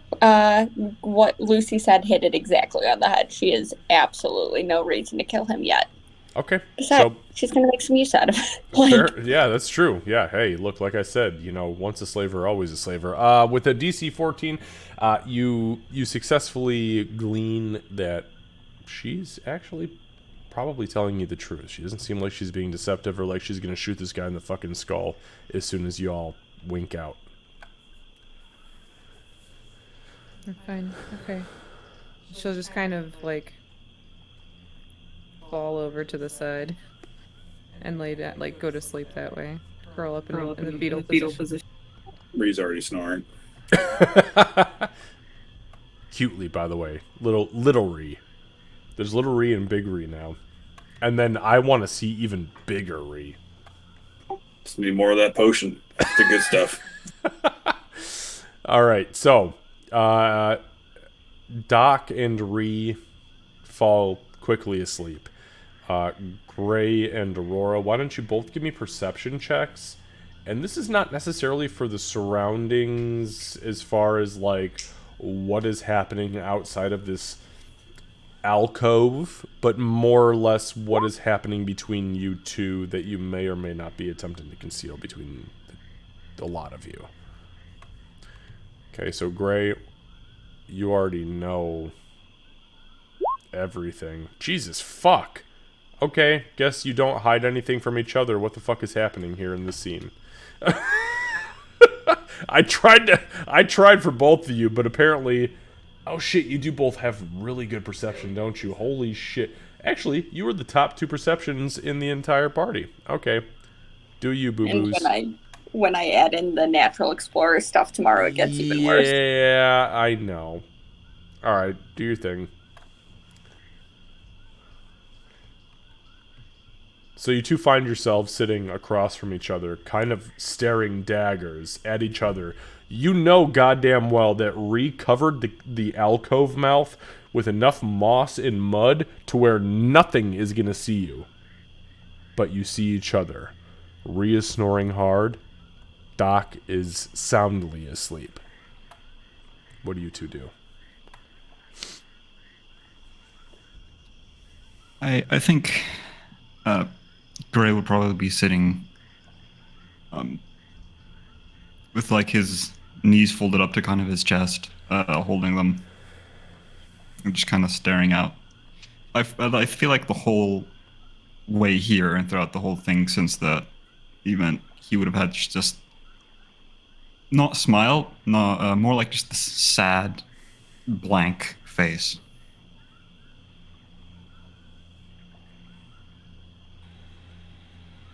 So Aurora spends probably a good chunk of the watch just watching him, not saying anything. And just when it would seem like, you know, she's not going to say anything the entire fucking time, she would just... Why? Why? Seru, you're right. By what?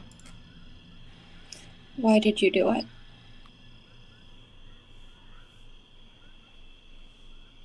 If you're asking about why I took, I guess, Meepo from you. The reason's simple. He asked me to. I didn't know the kobold was in there. I didn't care. I was just told there was a gem of immense power in you, and he wanted it. And I was given the chance.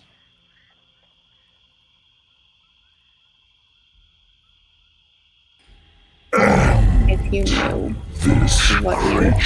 Now, granddaughter,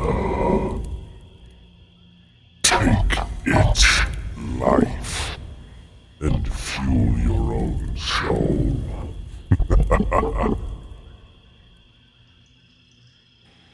Aurora like starts to say something and then stops, and like I picture like almost reflexively, like she flexes the like half clawed hand, and then just very deliberately folds that hand into like onto her lap and around her bow.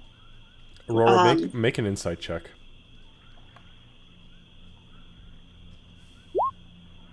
Oof. Disregard said insight check. Yeah, I'm Go focused on about your Gray. business. No, it's okay. It's that's terrible. All right. I think... Go ahead. Okay, I think if Aurora stops talking for a bit, Gray's gonna continue. I mean, I feel like this whole time he would have just been looking at the exit, not at Aurora. And he'd just kind of say, you know, since the first time I saw you, I think you in particular, I hated you. It's probably part of me that still does. Because the reason I am what I am, or part of the reason at least, the reason I fell, because of a single well-placed arrow through a window from a tusked slaver.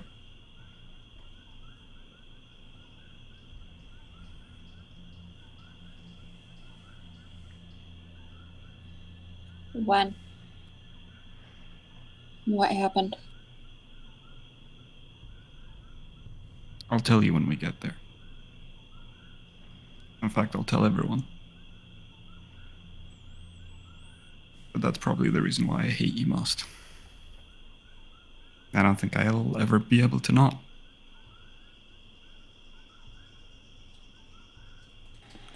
This time, so she's been just, fixated on Gray, but her gaze just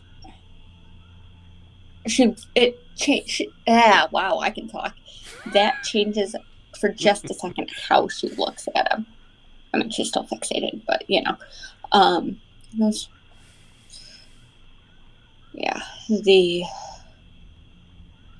if the camps were anything, they were brutal. And I can't fault you for hating me for that. In fact, I can respect that. It means you have something that at least is yours. Some feeling, some action that is true to you despite all of the manipulation that you permitted. But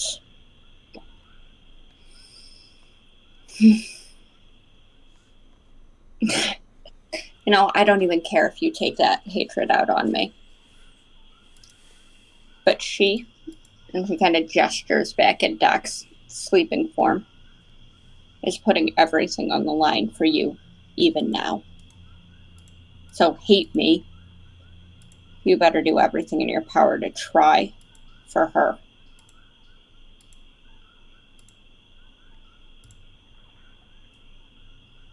I've already told her. I can't promise I'll change. I don't have that in me right now. Good. I'm sick of you making promises that you have no intention of keeping. Don't promise that you're going to change. Just fucking try. God damn. I think there's gonna be still like a soft smile on Gray's face. And he's just gonna keep staring forward.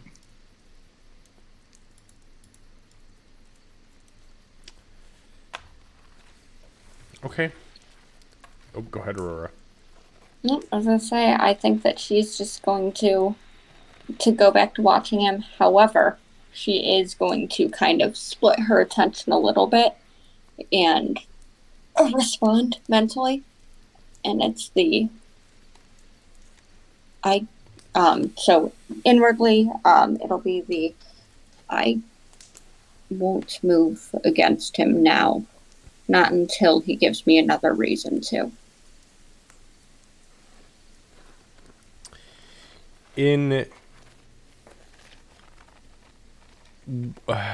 Make an insight check for me.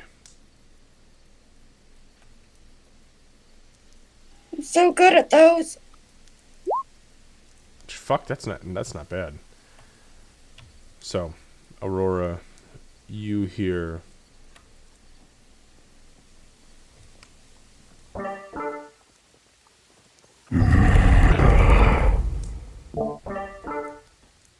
This granddaughter of mine. An absolute weakling amongst our own kind. Diluted blood all the way down to fucking water. Your parents should be disgusted by what they've bred. you feel desperation with your insight check inside of the insults. Almost panic in the voice that you have heard, slinging insults and toxicity at you in the way that it has. It does not like being resisted.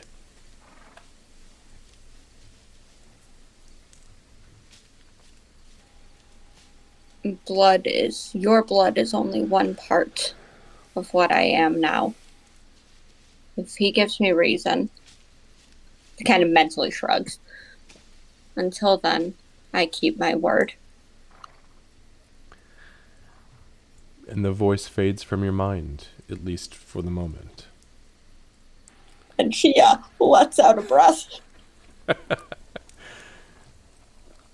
As Gray and Aurora come to the end of their watch, they awake Rhea and Doc. And as the shifts shift, Doc and Rhea, please roll your hit dice for me. Your respective hit dice, which with however you're leveling. So for Rhea, if you're going Barbarian, D12. If you're going Fighter, D10. And Doc, please roll a D8 for me. And this will be for your level up, by the way, and then you can feel free to level up from here. Doc, beautiful 4. Well, 1s are always counted as 2. Oh, okay. Yeah, we never accept. I refuse to accept 1s. This ain't 3rd edition. So it's 2 plus whatever your con modifier is, as far as HP is concerned, and then Doc, a 4 plus your con. Go ahead and add that to your character when you go through the leveling process, and feel free to level from here. You two are awoken. Gray and Aurora are then bedded down for the remainder of the evening. It's probably about 3:30-ish in the morning as you two awake, and you are free to your devices. I think, assuming that Aurora is the one who wakes up Doc, at first it would be kind of like the usual, like, sort of like sleepy smile, and then everything will hit her again. And then she goes back to blah. And she's like, okay. Aurora is going to say when she wakes up Doc. She's very, very gentle. That's it when waking up Doc. But she is going to, when she sees Doc shift, she also kind of sighs a little bit, but then says, watch was peaceful, other than he is unhappy that I am holding to my word. And she kind of like gestures at her own mind a little bit. Oh, Something we should watch. Yeah. Oh, yeah, the disembodied voices. Okay. Do you feel compelled? Like you're gonna lose control? No, however, if what I heard gives any indication, I don't think he's going to stop asking. Okay. We'll just make sure he doesn't give you a reason then. It's exactly what I told him. That I was holding to my word until I had a reason to not. And yes, she's completely misunderstanding Doctor. It's very deliberate as a player. Alright, well, thank you. Thank you for that. We did a good job hiding everything. It should be calm. Hopefully you can reconnect with Carl, and it will be and she just kind of shrugs and just goes and curls up in exactly the same spot that Doc had been, only, she has her bow that the way most people have a teddy bear. Yeah, I've got a lot of praying to do. She'll go take her seat at the watch place. Okay, so inside of this alcove, you find yourself and Rhea now kind of glancing back and forth at each other in the quiet as Gray and Aurora are quickly into the depths of sleep. And you and Rhea specifically are just extremely tired because of the levels of exhaustion that both of you unfortunately came upon. Well, I had one, but we long rested. Does it go away? It does go away, but not until the morning. Part of Gotcha, your okay. watch is included in the long rest. Gotcha. So you are still technically tired, but it will, yes, as soon as like this, quote unquote scene is over, it will go away. Okay, got it. Yep. Good question though. So Doc will take her place on the respective seat and look over at Ree. What Do the you? fuck just happened to us? Yeah, that was weird. Do you think? So what? Like Nalthraxion wasn't like the problem to begin with. It was the fucking goat dude that was Yeah. pulling the strings the whole time. It was the goat dude.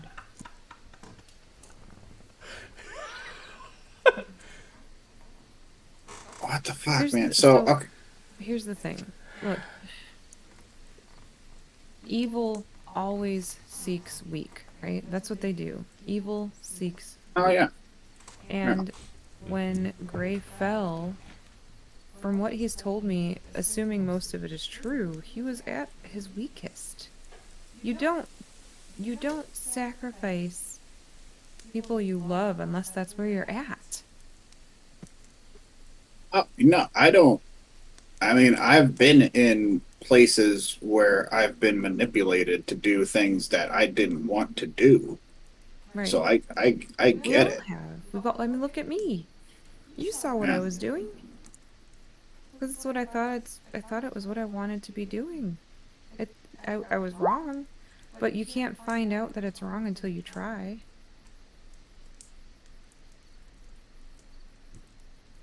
Yeah. I don't know. I hope that we can figure this out and then Gray doesn't It's not optional. torture himself.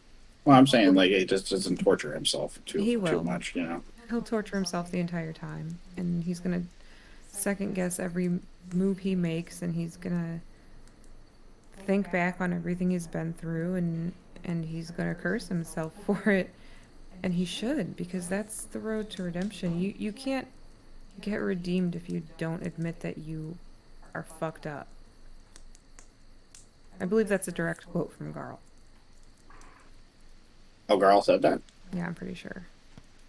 Sounds like something he would say. It does. Hmm. But my whole, look, look. It's not like it sits right with me that he stabbed Aurora in the chest when she was dead. Like that doesn't sit right with me either. But he did it because he was at his lowest. The poor guy's been living at his lowest for as long as it's been since he made that sacrifice the first time. For as long as he's been fallen, he's been at his lowest. That's why it's called fallen. And if you can't give that a little bit of grace, then you clearly never hit rock bottom.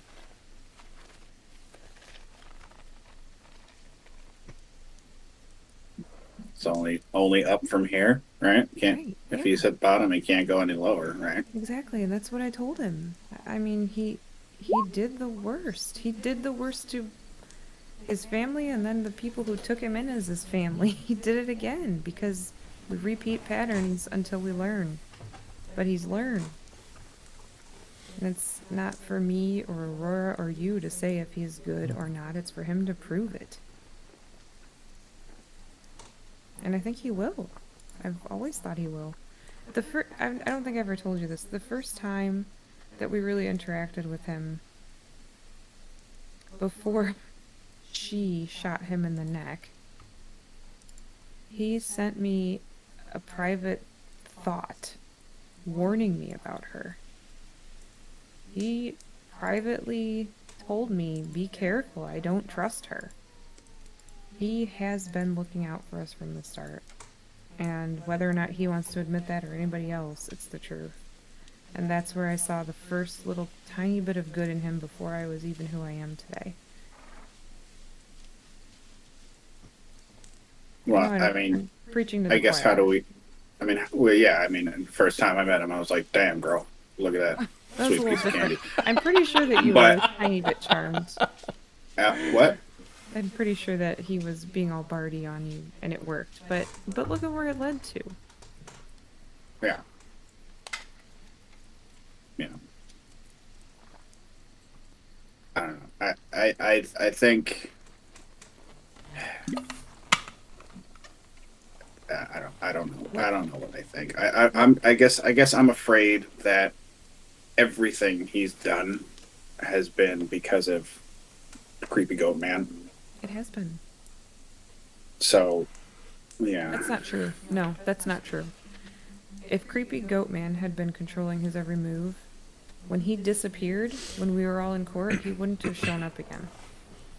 Right? He wouldn't have shown up any of the times that he's shown up after he disappeared. He doesn't have to.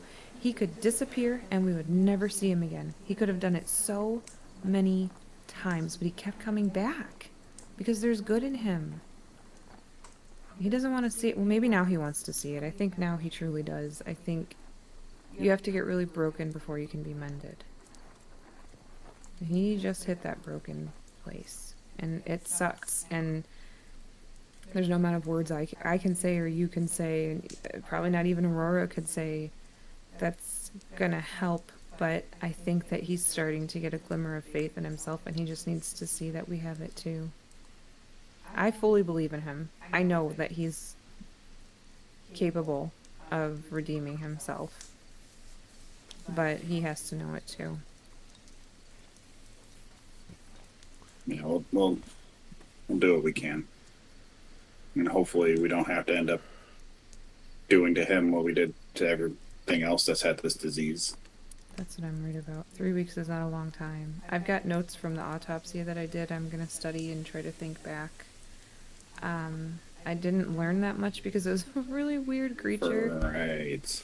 Uh, So I mean, like, so what? We Vart. go fuck up Goatman, and that cures everything. I don't know if that's. No, but it might. Look, my hope is if he does enough to redeem himself, maybe whatever God he fell from will see mercy and help him. I don't know what the cause of the disease is. I have no idea. It wasn't Nalthoraxian. Maybe it was. Maybe it is goat tits. I have no idea. I'm not sure who caused it or why it's Goat tits? continuing. That's what I'm calling him now. Okay, all right, that sticks. That works. He'll hate it. I'm glad I didn't No. mishear that. You didn't. Not in that sleep. Gray just sits up. Oh, what? Go tits. Goat tits? I do have another. Hold on, let me bring concern. out Joseph for this. Why do No. they look like fingers? Well, so I have another concern though, and that is that I've been seeing it for a little while. These little snippets of she. I'm really worried I'm gonna lose Aurora. I mean, she's the same person. She is she. She's just, she. Yeah, but It's the shiwi. I mean, yeah, I know, but so when she's Aurora, she talks to me different and she looks at me different and she sees the world a little differently, and I don't know if you caught it, but the comment she made about Gray, I don't know. She was in slaver mode. She can't have one of our friends as a slave. I mean, I don't think Gray will let himself be a slave. He will right now. Well, then we don't let him be a slave. As long as we're on the same page.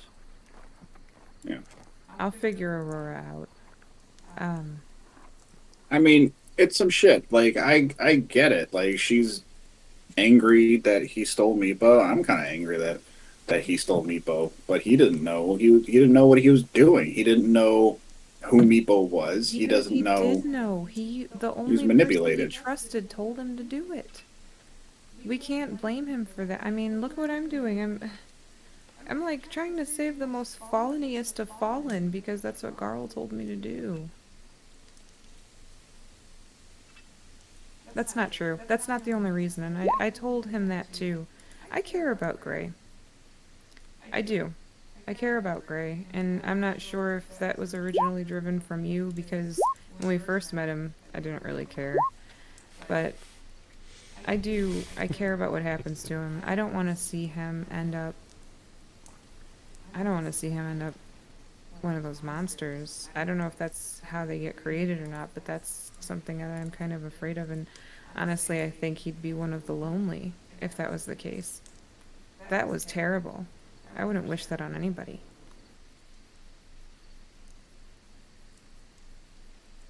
Maybe he'd be one of everything. I mean, if you think about his history. And he's scrawny as fuck, boy. We know he's hungry. He just turns into another Nalthraxian, you mean? No, just like a combination of all of them. Because there's the hungry, the angry, the lonely. Right? I mean... Yep, the lost and the wretched.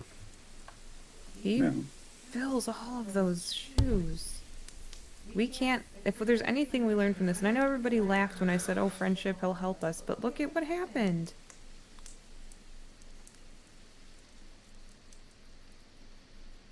I don't know. I know I'm a weird cat, gnome, not rogue cleric thing, but I've seen a lot of shit in my time, and I feel like I'm using it at... all those people died, and I feel like I should have spoke up more. I said it 2 times. I said we needed to go to the troll, and I know at the time we thought it was a time thing, and I don't blame Gray. I don't blame Gray, but I'm really mad, and I'm really upset.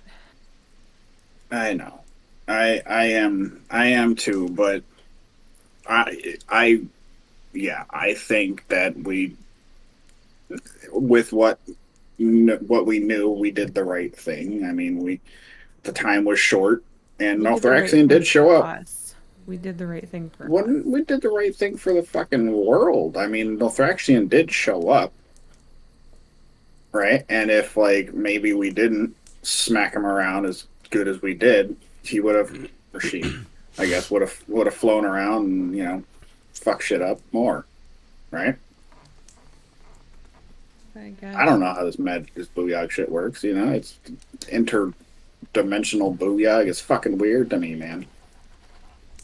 But who knows? Yeah, maybe if we saved all the troll, the people from the troll, then the whole world would have gone to shit because Nalthraxian came out. Or, I mean, I don't like to say it, but I think we did the right thing.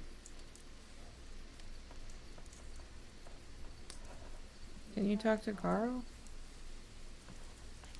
I can try. I haven't seen any. I haven't either. Yeah. I think it's a reception issue, and she'll tap the gold nugget on her chest. As soon as your finger touches the gold nugget, it flashes gold for each tap. Oh, hey, there we go. When that happens, tears just start streaming down her face. Like, she can't even control it. She's not sobbing or anything. She just, her I guess she didn't like this. I guess he didn't like the swamp. Maybe that's what it was. Oh, thank Garl. Like the last 8 hours, I was walking thinking he was mad because we let all those people die.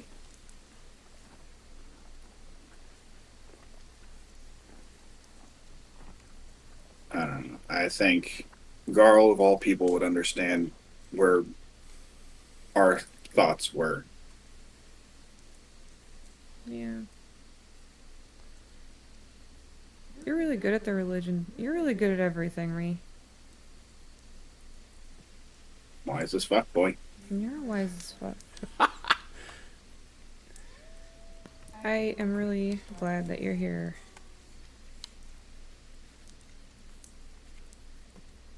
Me too. Well, Sorry. I'm glad you're here. I'm glad we're all here. I'm sorry that whatever happened. We'll fix it. Yeah, honestly, I just feel bad because I know that that woman had kids, and now she's alive and they're not. And I can't imagine that pain.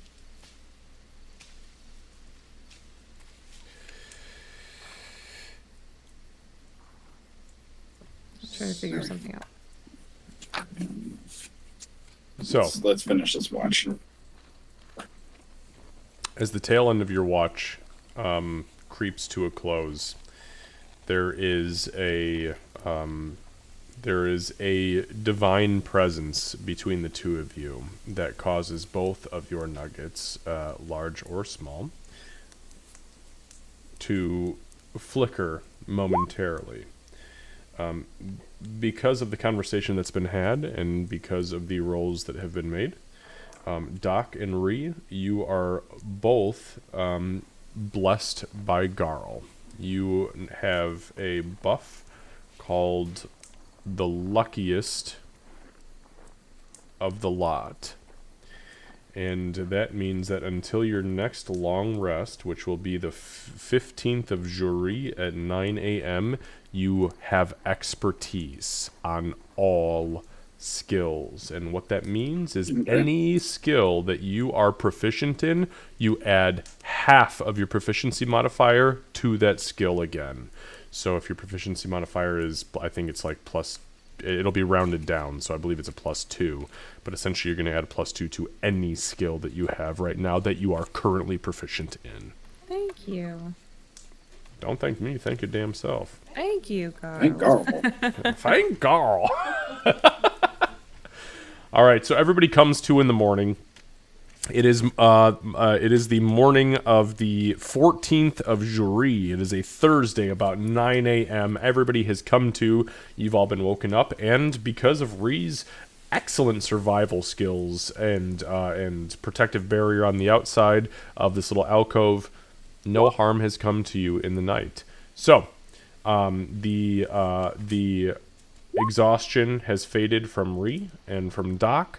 Both Ree and Doc, you can now complete your levels, however you see fit. And yeah, you guys come to. What would you like to do? Also, really quick note: just whoever is marking off rations, please take note of that right now and remove them from inventories.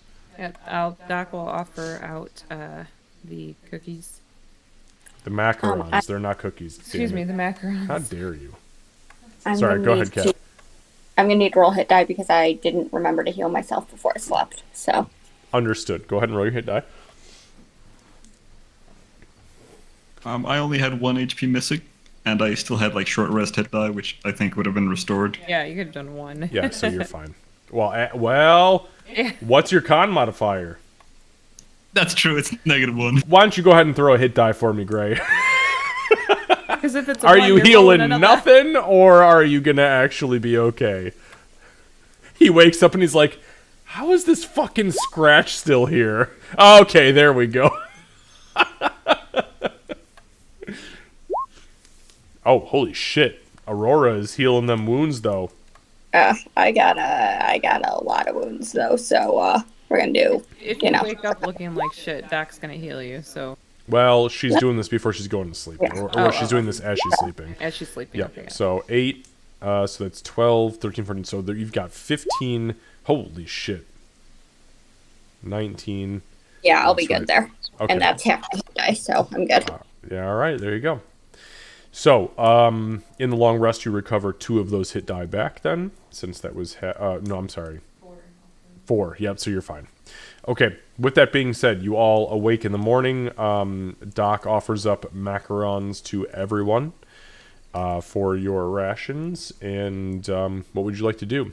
As you kind of peel back the mud and moss outer layer, we'll say, of this alcove near the riverbed, you glance out and realize that a heavy mist is rising from the slowly dripping stream, and anybody proficient in survival, which would definitely be Ree and Aurora, would recognize that it's because a cold front has moved in and this water is warmer than the air temperature.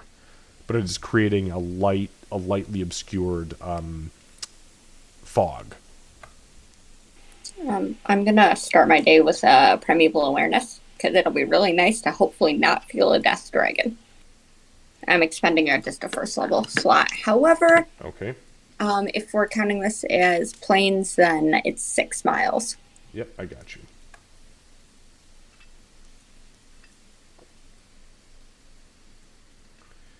Alright, so you've got your spell slot. You activate the spell slot. As you peek your head out the door, you place your hand into the mud of the riverbed. And as you extend your primeval awareness, this is favored terrain, as streams and rivers very commonly run through the plains, as is necessary for the plains to grow and exist. As that happens, you sense...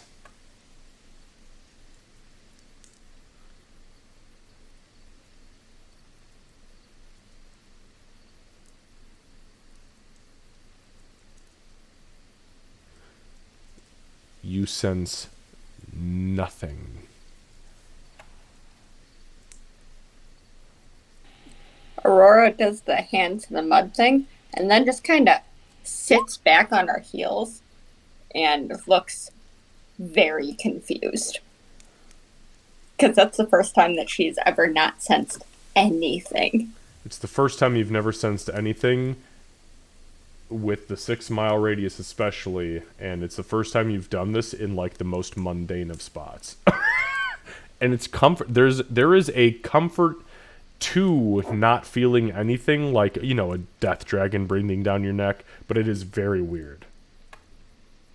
No, it's just weird. It's just weird to her. So she sits back and just, like, it's enough that it shakes her from her normal, like, hyper-awareness, and she just full out just, like, sits down at the front of this cave and just kind of looks a little stunned.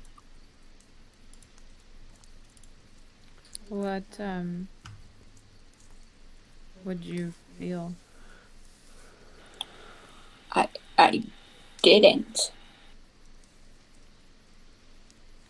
Do you need healing? You mean everything's dead?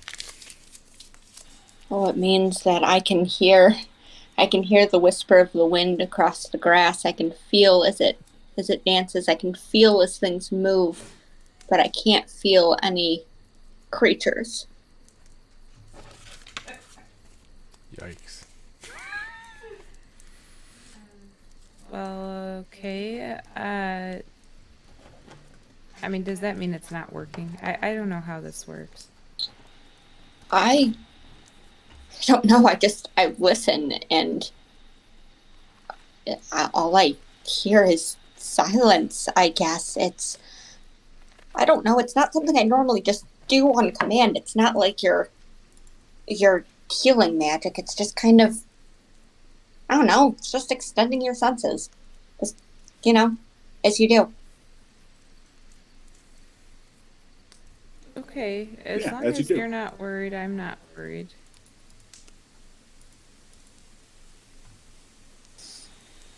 Well, unless the Hunters of Kroktar learn to conceal their presence, or just can't sense them, they could just be amassing just on the, other side of the bend. We don't know. But I can't hear them. Okay.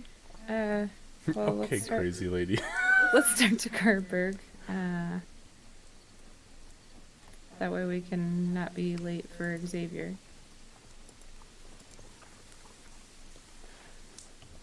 All right. So, with that being said, the group begins to move north towards Kerberg. You have actually traversed this path before, as Ree led you literally down the same exact river in order to get to the northeastern quadrant of the swamp in order to get to the swamp priest, his hut.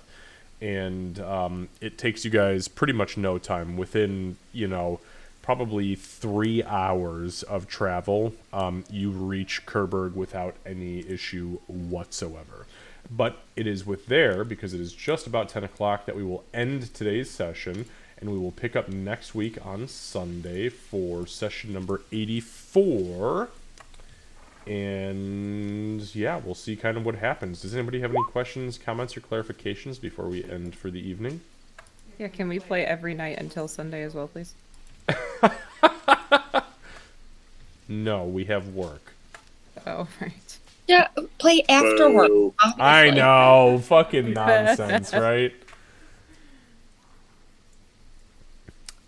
But yes, there are a lot of things to happen. A lot of things, I think a lot of medicine checks, a lot of how is Gray feeling sort of things. Yeah, round of applause for Lucy, too, by the way. Lucy, man, you fucking knocked Yeah. your RP out of the park, brother. And you can carry anybody who got your inspirations tonight, carry it over to next session or until used. Yeah, good shit. Yeah, honestly, I had a lot of fun tonight. It was great RP. Honestly, Ree's deep voice. It was really difficult trying to be sad. Sorry. Sorry, bro. And it was difficult to be sad because I'm not generally sad. I had to literally pull up some sad music before the game started. Oh, love it. The dedication. Yeah. How badass is that though? Like, I mean, that so when I was in acting school, I'm kid you not, by the way, I do have a BFA in acting. I had a class called emotional preparation or emotional prep. And what we did essentially is we prepared ourselves for hyper emotional scenes. And a lot of that would include music that evoked emotions in us for whatever the scene would be. And sometimes those scenes would be rage, sorrow, joy, I mean, just all the most extremes of the spectrum. So I understand that evocative music is totally necessary sometimes to bring out, and Candace can attest to this. Once in a while, a song will pop on, I will get goosebumps across my whole body, and I will just, I'm not weeping, but tears will begin to drip from my eyes, and I'm like, man, that brings some emotions up. That's good stuff. So good on you for like noting that and bringing that essentially to the table. And I will say too, I mean, I decided ahead of time that Doc was going to be as wholesome and encouraging as possible, and you made that really difficult because Candace is sitting here trying not to cry as you're sitting there wiping your eyes and like, oh no, Doc's supposed to be gnomish, not me-ish. Not me-ish. And I just got to come full circle with my half-orc misery. Thank you guys, by the way, Kevin, especially for catching exactly what I was doing with that Oh sentence. yeah, we definitely did. We both definitely did. I was actually hoping that we were going to get first watch together because I had a full-on plan to be pelting you with macarons every time you gave me a wrong answer.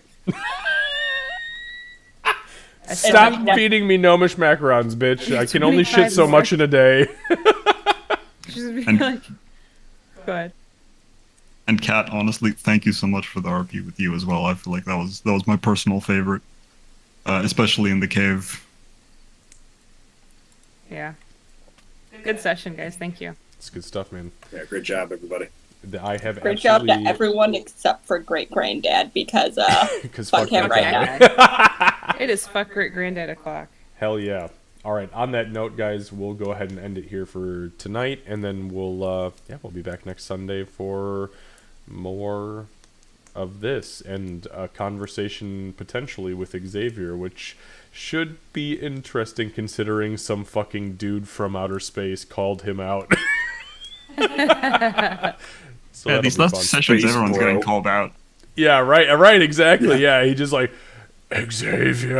And I watched all your faces just go, oh, okay, bitch. Before you said it, I fucking knew it. When you actually had an answer, I wrote Xavier before you even said it. I'm like, I already know what's See, I write my plans sometimes. I only fake my stories like 3/4 of the time. So, That's me too. all right, guys, we'll see you next week. Thanks, everybody, and thanks for everyone Thanks, for hanging out everybody. and stream. Yep, and have a fantastic week at work, my friends, or school, or Lucy just being in Africa. Just have a I guess. fantastic Yeah. week. Just have a fantastic just week. exist and don't get Awesome eaten by a Africa. fucking lion. Thank you, guys. Have a good night.